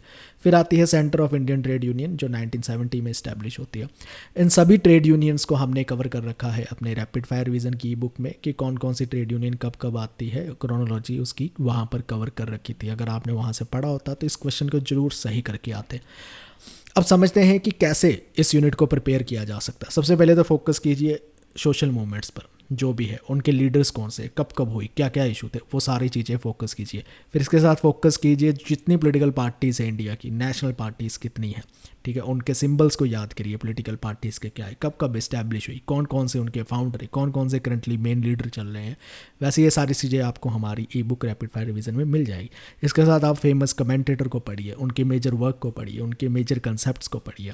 तो 2 बुक मैं इसके लिए आपको कहूँगा कि आप प्रेफर कीजिए। एक तो हमारी फेमस कमेंटेटर वाली बुक रीड कर लीजिए, शॉर्ट में सब कुछ वहाँ से मिल जाएगा।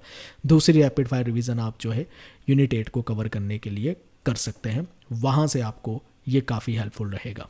चलिए अब सॉल्व करते हैं पब्लिक एडमिनिस्ट्रेशन के क्वेश्चन के। और सबसे पहला जो क्वेश्चन पूछा गया है वो ये पूछा गया है कि बिहेवियरल अप्रोच का ऑर्गेनाइजेशन की जब हम स्टडी करते हैं क्या मतलब होता है। उसका मतलब ये होता है option number 3, use of behavioural science in the study of organisational behaviour. चलिए इसको थोड़ा सा समझ लेते हैं एक्सप्लेनेशन में। बिहेवियरल अप्रोच क्या करती है कि एक ऑर्गेनाइजेशन में लोग कैसे बिहेव करते हैं उस पर ज़्यादा काम करती है, उस चीज़ को समझना चाहती है। ये अप्रोच जो है साइकोलॉजी, सोशियोलॉजी या अदर बिहेवियरल साइंसेस जो है वहाँ से इस कंसेप्ट को उठाकर पब्लिक एडमिनिस्ट्रेशन में अडॉप्ट किया गया है। बिहेवियरल अप्रोच का की फीचर ये है, ये एम्पिरिकल रिसर्च पर ज़्यादा डिपेंड रहती है, अपने आप से मनगढ़ंत चीज़ें नहीं लगाएगी, फैक्ट पर, डाटा पर ज़्यादा ध्यान देगी और कुछ पैटर्न को आइडेंटिफाई करेगी कि एक ऑर्गेनाइजेशन में लोग कैसे बिहेव करते हैं, किस तरह के डिसीजन लेते हैं, उनका क्या इन्फ्लुएंस लेता है। तो बिहेवियर पर खास करके ये अप्रोच जो है फोकस करती है। इसकी अगर सोर्स की बात करें तो लक्ष्मीकांत की जो पब्लिक एडमिनिस्ट्रेशन की बुक है वहाँ से आपको इसका डिटेल में सारी चीज़ें मिल जाएगी। अगले क्वेश्चन की ओर बढ़ते हैं। फ्रेडरिक्स ने कुछ कंपैरेटिव पब्लिक एडमिनिस्ट्रेशन में ना ट्रेंड नोटिस किया। वो ट्रेंड क्या है और इनमें से कौन सा राइट आंसर बनता है। इसमें से कोई भी एक्चुअली वो राइट आंसर नहीं है। राइट आंसर जो है वो ट्रेंड जो नोट किए हैं वो एक भी ट्रेंड इस ऑप्शंस में हमारे अकॉर्डिंगली नहीं दे रखा। तो चलिए एक्सप्लेन करते हैं और समझते हैं एक्सप्लेनेशन में कि वो कौन कौन से ट्रेंड है। देखिए पहला जो ट्रेंड है वो है नॉर्मेटिव स्टडीज़ से एम्पिरिकल स्टडीज़ की तरफ एक शिफ्ट दिखाई देता है। नॉर्मेटिव स्टडी फोकस क्या करती है, what should be, what ought to be, क्या चीज़ें होनी चाहिए, एक आइडियल ब्यूरोक्रेसी कैसे होनी चाहिए, एक अच्छी एडमिनिस्ट्रेशन कैसी होनी चाहिए, ये नॉर्मेटिव स्टडीज़ है। एम्पिरिकल स्टडीज़ करती है जो है जैसे है उसको ही बताना, बस अपनी तरफ से कुछ नहीं बताना क्या अच्छा है क्या बुरा है, जो है वो कैसा चल रहा है, कैसे काम चल रहा है। फिर आइडियोग्राफिक स्टडीज़ से नोमोथेटिक स्टडीज़ की तरफ हमें शिफ्ट दिखाई देती है। पहले स्टडीज़ होती थी एक नेशन की स्टडी होती थी, इंडिविजुअलिस्टिक स्टडीज़ होती थी। अब जो है यूनिवर्सल फोकस किया जा रहा है कि एक एडमिनिस्ट्रेशन के इस तरह के प्रिंसिपल्स ढूंढे जाएंगे जो सभी कंट्रीज़ पर एप्लीकेबल हो रखे, तो यूनिवर्सल स्टडीज़ पे फोकस किया जा सकता है। तो इसीलिए कह सकते हैं कि आइडियोग्राफी स्टडी से कहाँ शिफ्ट होगी है, नोमोथेटिक स्टडीज़ पे शिफ्ट हमें पब्लिक एडमिनिस्ट्रेशन में दिखाई देती है। तीसरी हमें जो शिफ्ट दिखाई देती है वो है नॉन इकोलॉजिकल स्टडीज़, जो पहले सिर्फ ये फोकस करती थी कि एडमिनिस्ट्रेशन जो है एक आइसोलेटेड फेनोमिना होता है, उस पर किसी तरह का एनवायरनमेंट का या वो एडमिनिस्ट्रेशन कहाँ पर काम कर रही है, किस सोशल या कल्चरल कंटेक्स्ट में काम कर रही है, उसका कोई इम्पैक्ट नहीं पड़ता। लेकिन अब ये शिफ्ट आ गया है इकोलॉजिकल स्टडीज़ पे, जो कहती है कि एडमिनिस्ट्रेशन एक आइसोलेटेड फिनोमिना नहीं है भाई, इसके सोशल कल्चरल पॉलिटी जो है इम्पैक्ट करती है, तो हमें उन सब फिनोमिना को भी कंसिडर करना होगा। अगर इसके सोर्स की बात करें तो ये भी आपको मिल जाता है लक्ष्मीकांत में, जो उनकी बुक है पब्लिक एडमिनिस्ट्रेशन में, कि क्या क्या ट्रेंड उन्होंने दे रखे हैं। बढ़ते हैं अगले क्वेश्चन की ओर। मेंटल रेवोल्यूशन का जो टेलर का कंसेप्ट है उसका क्या मतलब है? उसका मतलब है हार्मनी एंड कोऑपरेशन से लेकर है। इसको भी थोड़ा सा समझ लेते हैं। टेलर कहते हैं मेंटल रेवोल्यूशन का मतलब है जब वर्कर जो है वो अपने एम्प्लॉयर के साथ अच्छी तरह से काम करे, मिलजुल कर काम करे, कोऑपरेटिव एटीट्यूड दिखाए, ताकि जो प्रोडक्टिविटी है उसको किसी तरह से इंक्रीज़ किया जाए। तो इन दोनों के कॉम्बिनेशन को, कोऑपरेशन और हार्मनी को, जो वर्कर और मैनेजमेंट के बीच में आती है, उसे मेंटल रेवोल्यूशन का नाम देते हैं। ये भी आपको पब्लिक एडमिनिस्ट्रेशन की बुक से मिल जाता, जिसमें साइंटिफिक मैनेजमेंट को जब आप पढ़ते हो ना टेलर की, उसमें उसके कुछ फीचर दे रखे हैं, उसमें हार्मनी और कोऑपरेशन फीचर भी दे रखा है, और भी कुछ फीचर दे रखे हैं जैसे आउटपुट को इंक्रीज़ किया जाएगा। ये जो साइंटिफिक मैनेजमेंट की थ्योरी वो देते हैं, इसको टेलर कहते हैं कि ये मेंटल रेवोल्यूशन है। तो साइंटिफिक मैनेजमेंट का कल को कोई और भी फीचर पूछ लिया गया तो वो भी मेंटल रेवोल्यूशन का पार्ट ही है, ये ध्यान रखना आप। इसके अलावा जब हमने अपने लास्ट में top 100 JRF booster MCQ solve किए थे, तो हमने उसमें भी एक्सप्लेन कर रखा है कि मेंटल रेवोल्यूशन का मतलब है मैनेजमेंट और वर्कर के बीच में कोऑपरेशन होना। वहाँ पर भी हमने एक्सप्लेनेशन में इसको एक्सप्लेन किया था। अगला क्वेश्चन देखते हैं, ब्यूरोक्रेटिक मॉडल का इनमें से क्या एक ड्रॉबैक है? वो ड्रॉबैक है पॉइंट नंबर 3, नॉर्मेटिव फैक्टर इसमें नहीं है, कम है। वो भी समझ लेते हैं। देखिए, ब्यूरोक्रेटिक मॉडल में नॉर्मेटिव फैक्टर को इंक्लूड नहीं किया जाता है। नॉर्मेटिव फैक्टर को इंक्लूड अगर नहीं किया जाता है तो मतलब है कि ज़्यादा रूल्स या प्रोसीजर पर फोकस किया जाता है। तो अगर आप कोई अपनी ऑर्गेनाइजेशन में कोई बड़े लार्जर गोल को अचीव करना चाहते हो, तो वो गोल को अचीव करने के लिए ब्यूरोक्रेटिक मॉडल आपको कहेगा कि रूल या प्रोसीजर से आप बाहर नहीं हो सकते हो। तो ये एक ड्रॉबैक भी है। कभी कभी रूल को ब्रेक कर कर ही ज़्यादा बड़े गोल को अच्छे से अचीव किया जा सकता है। तो ब्यूरोक्रेटिक मॉडल जो है फ्लेक्सिबिलिटी नहीं देता है, ये एक उसकी डिसएडवांटेज है। बढ़ते हैं अगले क्वेश्चन की ओर। जो हेनरी फ्योल की जनरल थ्योरी है एडमिनिस्ट्रेशन की, वो कहाँ पर लागू होती है? वो लागू होती है टॉप मैनेजमेंट लेवल पर। थोड़ा सा इसको भी एक्सप्लेनेशन में समझ लेते हैं। जनरल थ्योरी वो टॉप मैनेजमेंट लेवल पर लागू होती है, ये आपको मैंने बता दिया। वो कहते हैं जो टॉप लेवल की मैनेजमेंट होती है, प्लानिंग वही करेगी, ऑर्गेनाइजिंग वो करेगी, ठीक है। ऑर्गेनाइज करने का काम, प्लानिंग करने का काम वो है। बाकी जो मिडिल लेवल पर मैनेजमेंट है उसका काम है कमांड करने का, कोऑर्डिनेट करने का, कंट्रोल करने का। लेकिन टॉप लेवल पर जो मैनेजमेंट है प्लानिंग करेगी, ऑर्गेनाइज करेगी, गोल इस्टेब्लिश करेगी, कैसे चीज़ों को अचीव करना है वो सारा प्लान आउट करेगी। अगर इसके सोर्स की भी बात करें तो आपको ये लक्ष्मीकांत में मिल जाएगा। जब टेलर और फ्योल के डिफरेंस पढ़ते हैं कि उनकी थ्योरीज में क्या क्या डिफरेंस है, तो वहाँ पर हमें पता चलता है कि फ्योल का उन्होंने दे रखा है कि टॉप लेवल की मैनेजमेंट में ऑर्गेनाइजेशन की एक्टिविटीज़ होती है, ये वहाँ से हमें पता चलता है। बढ़ते हैं अगले क्वेश्चन की ओर। इसमें न्यू पब्लिक एडमिनिस्ट्रेशन के एंटी गोल कौन कौन से वो पूछे गए हैं। इसका राइट आंसर है ऑप्शन नंबर A-B-C। इसको थोड़ा सा समझ लेते हैं। न्यू पब्लिक एडमिनिस्ट्रेशन के एंटी गोल कौन से आते हैं? पहला आता है एंटी पॉजिटिविज्म। इसका मतलब ये है कि पब्लिक एडमिनिस्ट्रेशन को समझने के लिए ज़रूरी नहीं कि सिर्फ साइंटिफिक मेथड्स ही लगाए जाएं, ऑब्जेक्टिव ट्रूथ से ही समझा जाए। भाई मल्टीपल पर्सपेक्टिव होते हैं चीज़ों को इंटरप्रेट करने के, समझने के। एक ही तरीके से नहीं समझना चाहिए। ये नहीं है कि किसी थिंकर ने कोई लाइन दे दी है या कोई स्टेटमेंट दे दी है, कुछ फीचर दे दिए, कोई प्रिंसिपल दे दिए, वही अब सभी एडमिनिस्ट्रेशन पर लागू होंगे। तो ऐसी कोई साइंस पब्लिक एडमिनिस्ट्रेशन में एग्जिस्ट नहीं करती है। ये न्यू पब्लिक एडमिनिस्ट्रेशन ने हमें समझाया, इसलिए वो एंटी पॉजिटिविज्म है। एंटी टेक्निकल भी है। हमें ये समझाया जाता है कि पब्लिक एडमिनिस्ट्रेशन जो है बड़ा टेक्निकल प्रोसेस है, सिर्फ इसे एक्सपर्ट ही जो है कवर कर सकते हैं, ठीक है। इसमें रैशनल एनालिसिस करना पड़ता है और इतना आसान नहीं है, लेकिन ऐसा नहीं है। पब्लिक एडमिनिस्ट्रेशन चाहे एक कॉम्प्लेक्स प्रोसेस है, इसमें डिफरेंट लोगों की जजमेंट, पॉलिटिक्स या कन्फ्लिक्टिंग इंटरेस्ट, ये सारी चीज़ें इन्वॉल्व रहती है। इतना भी टेक्निकल इसको नहीं बनाना चाहिए, इसलिए ये एंटी टेक्निकल भी है न्यू पब्लिक एडमिनिस्ट्रेशन। तीसरी चीज़ है एंटी हायरार्की। हमें ये बताया जाता था कि पब्लिक एडमिनिस्ट्रेशन में ज़्यादा जो टॉप लेवल पर बैठे होते हैं वही एडमिनिस्ट्रेशन को अच्छे से देख सकते हैं, लेकिन न्यू पब्लिक एडमिनिस्ट्रेशन ने ये चीज़ सही कर दी कि सिटीज़न, कम्युनिटीज़ या जो लोकल लेवल के स्टेक होल्डर्स हैं उनको भी एडमिनिस्ट्रेशन में इन्वॉल्व किया जा सकता है। तो ये न्यू पब्लिक एडमिनिस्ट्रेशन के एंटी गोल्स रहे।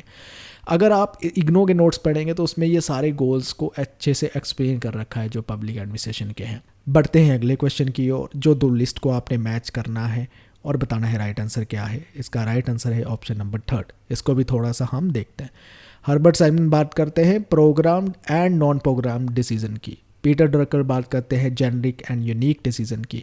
C.I. बर्नार्ड बात करते हैं ऑर्गेनाइजेशनल एंड पर्सनल डिसीजन की। MP फॉलोड बात करते हैं कॉन्स्ट्रक्टिव कन्फ्लिक्ट की। ये जो क्वेश्चन आपसे पूछ लिया गया ये डिफरेंट सोर्सेज से मिलना था। आपको लक्ष्मीकांत की बुक में कुछ मिलना था, हमारी रैपिड फायर रिवीजन के जो PYQ हमने वहाँ पर एक्सप्लेन कर रखे हैं वहाँ से मिलना था, कुछ इग्नो से मिलना था। हर्बर्ट साइमन का आप देख सकते हैं लक्ष्मीकांत से मिल रहा है, ठीक है। पीटर ड्रकर का भी आपको लक्ष्मीकांत से थोड़ा सा मिल जाता है। फिर रैपिड फायर रिवीजन से हमारा कंस्ट्रक्टिव कन्फ्लिक्ट फॉलोड ने दिया, वहाँ से मिलेगा। और बर्नार्ड का जो ऑर्गेनाइजेशनल स्पेशलाइज्ड या पर्सनल डिसीजन को लेकर है वो आपको इग्नो के नोट्स में मिलता। अब क्वेश्चन आता है पब्लिक एडमिनिस्ट्रेशन के यूनिट को किस तरह से आपने कवर करना है। सबसे पहले तो जो है हर थिंकर के कंसेप्ट को अच्छे से समझिए, उसके फीचर को अच्छी तरह से अपनी नोटबुक में नोट कर लीजिए। दूसरा है कि ज़्यादा से ज़्यादा PYQ को जब सॉल्व करें एलिमिनेट मेथड को लगाने की कोशिश करें, ठीक है, कि कैसे कोई चॉइस को नीचे जो ऑप्शन जो दी है उसको एलिमिनेट करके हमारा आंसर सॉल्व हो सकता है, उस पर फोकस कीजिए। फिर इसके साथ फोकस कीजिए पब्लिक एडमिनिस्ट्रेशन के जो मेन थिंकर हैं उनके मेजर वर्क्स कौन से हैं। कोई उन्होंने मेजर एक्सपेरिमेंट किए हैं तो उसके बारे में पढ़िए। कोई मेजर थ्योरीज दी है, मेजर कॉन्सेप्ट दिए हैं, तो वो सारी मेजर चीज़ें जो है आप कवर कीजिए। और अगर आप शॉर्ट में जल्दी में रिवाइज करना चाहते हैं तो हमारे पब्लिक एडमिनिस्ट्रेशन के नोट्स को पढ़ सकते हैं। इसके अलावा रैपिड फायर रिवीजन की ई-बुक में भी पब्लिक एडमिनिस्ट्रेशन का पार्ट कवर है, वहाँ से भी कवर कर सकते हो। लेकिन डिटेल में पढ़ना है, अच्छे से पढ़ना है तो फिर टाइम भी है, लक्ष्मीकांत की बुक पढ़िए, पब्लिक एडमिनिस्ट्रेशन के पहले 4 चैप्टर पढ़िए, उनमें से वो अपने आप में इनफ होगा। चलिए अब क्वेश्चन देखते हैं governance and public policy in India के। लास्ट यूनिट है हमारा और इसका पहला क्वेश्चन ये है कि national consumer dispute redressal commission के पहले प्रेसिडेंट कौन थे। टफ क्वेश्चन है, कभी नहीं सुना होगा। इसका राइट आंसर है जस्टिस V बालकृष्ण रेड्डी।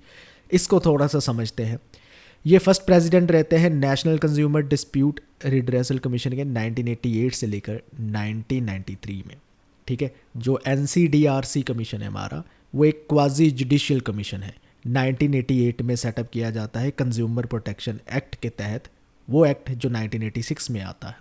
अब तो इस एक्ट में अमेंडमेंट हो रखी है, लेकिन ये कमीशन अभी भी चल रहा है। इस कमीशन को कौन प्रेजाइड करता है? रिटायर्ड सुप्रीम कोर्ट के जज। प्रेजेंटली इसको कौन प्रेजाइड कर रहा है? Justice RK Agarwal. इतनी इन्फॉर्मेशन इस कमीशन की आप नोट करके रखिए। इसके सोर्स की बात करें तो इसकी वेबसाइट से जाकर हमें काफ़ी इन्फॉर्मेशन मिल जाती है, तो इसके थोड़ी सी इन्फॉर्मेशन वहाँ से निकाल लीजिए, नोट डाउन कर लीजिए अपनी नोटबुक में, अगली बार हो सकता है पूछी जा सकती है। अगले क्वेश्चन की ओर बढ़ते हैं। नीति आयोग कैसे फॉर्म किया गया था? इसका राइट आंसर है यूनियन कैबिनेट की रेजोल्यूशन से फॉर्म किया गया था। इसको थोड़ा सा समझ लेते हैं। जनवरी 1, 2015 में प्लानिंग कमीशन को रिप्लेस करके नीति आयोग आता है। नीति का मतलब क्या है? National institution for transforming India. इसकी फुल फॉर्म भी याद रखना, ठीक है। और ये यूनियन कैबिनेट की रेजोल्यूशन से बनाया जाता है, ना किसी पार्लियामेंट के एक्ट से बनाया जाता है, ना ही कोई एग्जीक्यूटिव ऑर्डर से बनाया जाता है। ये याद रखना, resolution of the union cabinet या रेजोल्यूशन ऑफ द एग्जीक्यूटिव, ये 2 वर्ड याद रखना, उससे नीति आयोग बना है। बार बार पूछा जाएगा ये। नीति आयोग आपको पता है एक थिंक टैंक की तरह है, जो सेंट्रल गवर्नमेंट ऑफ इंडिया है उसको क्या करता है? डायरेक्शंस देता है, पॉलिसी इनपुट्स करता है, उनके लिए प्लानिंग करता है। ये नीति आयोग का काम है। अब इसके भी अगर सोर्स की बात करें तो लक्ष्मीकांत में नीति आयोग का एक चैप्टर है, अब वहाँ से पढ़ लेंगे तो काफ़ी चीज़ें नीति आयोग की वहाँ से कवर हो जाएगी। अब बढ़ते हैं अगले क्वेश्चन की ओर। इस क्वेश्चन में आपको ये कहा गया है कि नेशनल फूड सिक्योरिटी एक्ट 2013 का इनमें से कौन सा साइलेंट फीचर नहीं है। इसका राइट आंसर है ऑप्शन नंबर 4 कि प्रेग्नेंट वुमेन जो है वो एंटाइटल है आंगनवाड़ी में फ्री चेकअप कराने के लिए। ठीक है, ये नेशनल फूड सिक्योरिटी के साथ जुड़ा हुआ हो ही नहीं सकता है फीचर, लग भी रहा है। तो इसको थोड़ा सा समझ लेते हैं। नेशनल फूड सिक्योरिटी एक्ट के कुछ फीचर है, उनमें से सबसे पहला फीचर ये है कि अफोर्डेबल प्राइसेस पे क्वालिटी फूड जो है प्रोवाइड करवाना। दूसरी इसमें चीज़ ये है कि जो एलिजिबल हाउस होल्ड है जिनको ये फ्री फूड मिलना चाहिए, जहाँ अफोर्डेबल प्राइसेस पे मिलना चाहिए, वो पहले रिकॉग्नाइज करना, उनको आइडेंटिफाई करना, और फिर पीडीएस सिस्टम के थ्रू, पब्लिक डिस्ट्रीब्यूशन सिस्टम के थ्रू, जो डिपो होते हैं उनके थ्रू जो है फूड को डिस्ट्रीब्यूट किया जाए। तीसरा इसमें है कि प्रेग्नेंट वुमेन जो है वो है entitled two meals under this act, उनको मील प्रोवाइड कराया जाएगा प्रायोरिटी बेसिस पे। एल्डेस्ट वुमेन जो है हाउस होल्ड की, मतलब जो सबसे बड़ी महिला है घर की, उसके नाम पर जो है राशन कार्ड इशू किया जाएगा। फिर 6 से 14 साल के जो बच्चे हैं स्कूल में उन्हें फ्री मील प्रोवाइड कराया जाएगा, जिसे मिड डे मील कहते हैं। इसके अलावा एक ग्रीवियंस रिड्रेसल मैकेनिज्म भी है, मतलब शिकायत दर्ज करने का मैकेनिज्म भी है। कोई कंप्लेन होगी तो वो भी इस एक्ट में बता रखा है हमें। तो ये मोटे मोटे फीचर है।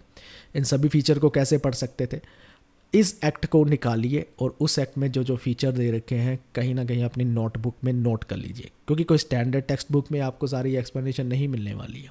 तो वहाँ से आपको ओरिजिनल एक्ट ही पढ़ने पड़ेंगे। एक्ट को निकालिए, मेन फीचर, मेन चीज़ें अपनी नोटबुक में लिख लीजिए, वहीं से क्वेश्चन जो बन कर आते हैं। अगले क्वेश्चन की ओर बढ़ते हैं। अगले क्वेश्चन ये पूछा गया है कि एक ऑफिस में किसी पर्सन को कंट्रोल करना हो, किसी को एग्जेक्टिव कंट्रोल करना हो, तो कौन से नेगेटिव मेथड इंडिया में सबसे कम यूज़ किया जाता है। उसका राइट आंसर है कैश फाइन। कैश का फाइन इंडिया में नहीं लगाया जाता, इस प्रैक्टिस को कम यूज़ करते हैं। इसको थोड़ा सा एक्सप्लेनेशन में समझते हैं। देखिए, रिटन वार्निंग इशू की जाती है, आपको पता होगा। दूसरी चीज़ इसमें यह है कि जब इंक्वायरी बैठती है आपकी सैलरी भी कम की जा सकती है, आपको डिमोट भी किया जा सकता है, आपका रैंक भी कम किया जा सकता है। इसके अलावा रेप्रीमेंट किया जाता है, डांटा जाता है, फटकारा जाता है ऑफिस के लोगों को, उनको कंट्रोल करने के लिए। लेकिन इंडिया में कैश फाइन की प्रैक्टिस नहीं की जाती कि कोई एक्ट उन्होंने लिया है, कोई एक्शन किया है, उस पर आपको कैश देना पड़ेगा, फाइन लगा दिया जाता है। ये इंडिया में प्रैक्टिस नहीं किया जाता, बहुत लीस्ट किया जाता होगा अगर कहीं पर किया भी जाता है।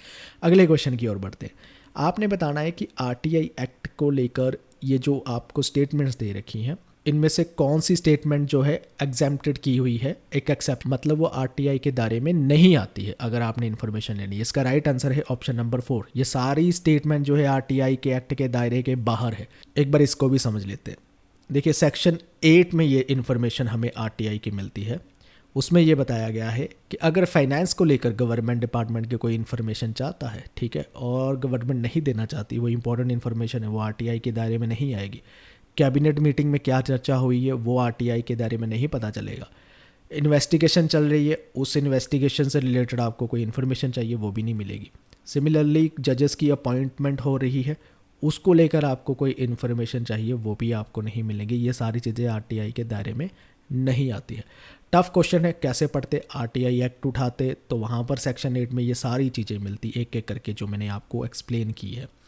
तो यहाँ से ये पता चलता है कि आप आरटीआई एक्ट या फूड सिक्योरिटी एक्ट जो हमने अभी देखा, ये सारे एक्ट को ओरिजिनली देखिए और अपने नोट्स अपने हिसाब से बनाते रहिए, वहाँ से आपको ये सारी इन्फॉर्मेशन मिलेगी। क्योंकि ये डेप्थ में जाकर क्वेश्चन पूछने लगे हैं, ये नहीं पूछ रहे आरटीआई एक्ट कब आया, इस एक्ट ने किस एक्ट को रिप्लेस किया, ये क्वेश्चन पुराने हो गए। अब ये उसके अंदर जाकर डेप्थ में क्वेश्चन पूछने लगे हैं, इसलिए यूनिट 10 के क्वेश्चन जो है थोड़े से टफ हो गए। अगला क्वेश्चन आपसे ये पूछा गया है कि अशोक मेहता कमेटी ने कौन सी इनमें से रिकमेंडेशन दी है। इसका राइट आंसर है ऑप्शन नंबर 2 दी है।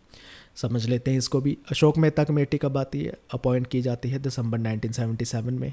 कौन सी सरकार होती है, जनता गवर्नमेंट, जनता पार्टी की सरकार होती है। ये कब रिपोर्ट अपनी सबमिट करती है, अगस्त 1978 में सबमिट करती है। 132 रिकमेंडेशन देती है और ये रिकमेंड करती है कि इंडिया में जो पंचायती राज सिस्टम है उसको कैसे स्ट्रॉन्ग किया जाए। उनमें से एक रिकमेंडेशन ये थी कि न्याय पंचायत जो है उसको एक सेपरेट बॉडी बनाया जाए, डेवलपमेंट पंचायत के साथ मिक्स ना किया जाए, उसको क्वालिफाइड जज जो है प्रिजाइड करेंगे। ये एक अशोक मेहता कमेटी की रिकमेंडेशन थी। इसके भी अगर सोर्स की बात करें तो लक्ष्मीकांत में ये सारी चीज़ें आपको मिल जाएंगी कि पंचायती राज वाला जब आप चैप्टर पढ़ते हैं कौन कौन सी कमेटी थी, कौन कौन सी मेन रिकमेंडेशन थी, वहाँ से ही ये क्वेश्चन को बनाया गया है। अगले क्वेश्चन की ओर चलते हैं। इसमें आपसे ये पूछा गया है कि इनमें से कौन सा प्रोजेक्ट ई गवर्नेंस का पार्ट है ही नहीं। इसका राइट आंसर है सागर। सी पार्ट जो है वो ई गवर्नेंस का नहीं है, वो तो फॉरेन पॉलिसी का इनिशिएटिव है। सागर का मतलब होता है science and geopolitics of Arctic region, ये फॉरेन पॉलिसी का पार्ट है इंडिया की। वही दूसरी और दर्पण वाला जो प्रोजेक्ट है, दर्पण का मीनिंग होता है digital advance of rural post for a new India. तो जो रूरल एरिया में पोस्ट ऑफिस है उसकी क्वालिटी को इंक्रीज करना, कंप्यूटराइज करना, ये दर्पण प्रोजेक्ट का काम है। प्रगति है proactive governance and timely implementation. कोई शिकायतें हैं सिटीजन की, उसको टाइमली इम्प्लीमेंट करना, वो प्रगति में आता है। फिर आता है जीवन प्रमाण। सो पेंशनर के लिए जो डिजिटल सर्टिफिकेट चाहिए होता है उसे जीवन प्रमाण कहते हैं। तो ये ई गवर्नेंस के प्रोजेक्ट सागर फॉरेन पॉलिसी का प्रोजेक्ट है। बढ़ते हैं अगले क्वेश्चन की ओर। दो लिस्ट को आपने मैच करना है। एक लिस्ट में आपको इंडेक्स दिए गए हैं और दूसरी में कि वो कौन सी मिनिस्ट्री जो है इशू करती है। इसका राइट आंसर है ऑप्शन नंबर 1। इसको भी देख लेते हैं एक एक करके। गुड गवर्नेंस इंडेक्स कौन कवर करता है? Ministry of personnel public grievances and pension. फिर आता है स्वच्छ सर्वेक्षण जो है क्लीनिनेस पर कौन इशू करता है survey? Ministry of housing and urban affair. फिर बात आती है पॉवर्टी इंडेक्स की। इसे कौन करता है? NITI Aayog. National multi dimensional poverty index को नीति आयोग करता है। फिर आती है स्टेट रैंकिंग इंडेक्स फॉर एनएफएससी। कौन करता है उसे? Ministry of consumer affair, food and public distribution. ये आपने सारी लिस्ट याद रखनी है। कौन कौन सी स्कीम्स, कौन कौन सी मिनिस्ट्री इशू कर रही है, किसके अंडर आती है, और कौन कौन से इंडेक्स जो है कौन सी मिनिस्ट्री इशू कर रही है, ये भी आपने ध्यान रखना है। टफ है ये यूनिट, टफ बना दिया गया, बहुत डिटेल में क्वेश्चन पूछने लगे हैं। आगे चलकर देखते हैं कि सेकंड एडमिनिस्ट्रेटिव रिफॉर्म कमीशन की जो रिपोर्ट्स है उनको ऑर्डर में लगाइए। बताइए ये भी कोई क्वेश्चन पूछने वाला है? ये तो जानबूझकर इतने टफ क्वेश्चन डाला गया है। इसका आंसर नंबर है 4। तो कौन कौन सी रिपोर्ट का ऑर्डर कैसे है सबसे पहले देख लेते हैं। उसमें आता है क्राइसिस मैनेजमेंट, 3rd रिपोर्ट है। फिर आती है ethics in governance, 4th report है। पब्लिक ऑर्डर 5th रिपोर्ट है। लोकल गवर्नेंस 6th रिपोर्ट है। अगर इसकी सोर्स की बात करो इनकी वेबसाइट से निकल जाएगी सारी, लेकिन आप देखिए कम से कम 15 रिपोर्ट है। सारी रिपोर्ट का ऑर्डर याद रखना पड़ेगा, सारी रिपोर्ट के आपको नाम भी याद रखने होंगे। बहुत ही टफ क्वेश्चन पूछ लिया गया, ऐसे ही पूछ लिया गया, पूछने वाला बनता नहीं था। अगले क्वेश्चन की ओर चलते हैं। अगर आपको ये बताना है कि जो ट्रांसपेरेंसी को लेकर एक्ट है इंडिया में कब कब आते हैं, उनका क्रोनोलॉजिकल ऑर्डर क्या है, इसका राइट आंसर है ऑप्शन नंबर 2। चलिए इसको भी देख लेते हैं। सबसे पहले प्रिवेंशन ऑफ करप्शन एक्ट 1947 में आता है। फिर सेंट्रल विजिलेंस कमीशन एक्ट 1964 में। फिर राइट टू इन्फॉर्मेशन एक्ट 2005 में। देन फिर लोकपाल एंड लोकायुक्त एक्ट 2013 में आता है। फिर आता है विसल ब्लोअर प्रोटेक्शन एक्ट जो 2014 में आता है। ये सारे एक्ट की लिस्ट आप याद रखना। अब बात करते हैं कि इस यूनिट को कैसे कवर किया जाए। तो सबसे पहले तो आप ये कीजिए, NITI Aayog, good governance index, e governance, ऐसी सारी चीज़ें जो मोटे मोटे सिलेबस में टॉपिक है उसको कवर कर लीजिए। लक्ष्मीकांत से मिल जाएंगे, वहाँ से कवर कर लीजिए। नहीं मिलता थोड़ा सा गूगल में सर्च कीजिए, अपने नोट्स बनाइए। और इसके अलावा जो मेजर पब्लिक स्कीम्स है गवर्नमेंट की वो किस किस मिनिस्ट्री के अंदर आती है वो आपको पता होना चाहिए। गवर्नमेंट ऑफ इंडिया की रिपोर्ट्स जो आती है उस स्कीम्स पर वो पता होना चाहिए कि क्या स्कीम्स पर लिखा गया है, क्या फीचर है, क्या नया चीज़ उसमें की जा रही है। ये सारी चीज़ें पता होनी चाहिए क्योंकि शिफ्ट 1 में ऐसी चीज़ें पूछ ली गई थी। दूसरी चीज़ इसमें ये है कि करंट जो गवर्नमेंट स्कीम्स है, कौन सी मिनिस्ट्री आती है, डेट ऑफ लॉन्च क्या है, ये सारी चीज़ें आपको वैसे हमारी रैपिड फायर रिवीजन की बुक में भी मिल जाएगी। अपनी तरफ से भी आप नोट बनाना चाहते हो गूगल में सर्च करके बना सकते हो। Amendments acts related to public policies, ये भी आपको कवर होना चाहिए। कौन कौन सी पब्लिक पॉलिसी है, कौन कौन से मेन एक्ट है, food security act, RTI act, जो पब्लिक पॉलिसी है उनको भी डिटेल में कवर करना है आपने। इसके लिए आप क्या क्या पढ़ सकते हो? गवर्नमेंट ऑफ इंडिया की वैसे वेबसाइट्स पढ़ सकते हो लेकिन बोरिंग काम है, तो इसके लिए आप कर सकते हो कि रैपिड फायर रिवीजन की जो ई बुक है वहाँ पे हमने स्कीम्स भी, पॉलिसी भी, एक्ट भी क्रोनोलॉजिकल ऑर्डर में विद डेट लॉन्च, कौन सी मिनिस्ट्री के अंडर आता है, वो सारी चीज़ें कवर करी है। तो वहाँ से आप शॉर्ट में पढ़ सकते हो टाइम बचाने के लिए अपना। तो चलिए उम्मीद करता हूँ आपको ये वीडियो पसंद आई होगी। शिफ्ट 1 और शिफ्ट 2 के दोनों की अगर आपको PDF चाहिए वो डिस्क्रिप्शन में मिल जाएगी, फ्रीली आप डाउनलोड कर सकते हो। नहीं तो मैं कमेंट बॉक्स में भी उसको पिन कर दूंगा, वहाँ से आप डाउनलोड कर सकते हो। ये वीडियो पसंद आई इसको ज़रूर लाइक करके जाना। इस वीडियो को देखने के लिए आपका बहुत बहुत धन्यवाद। Thank you.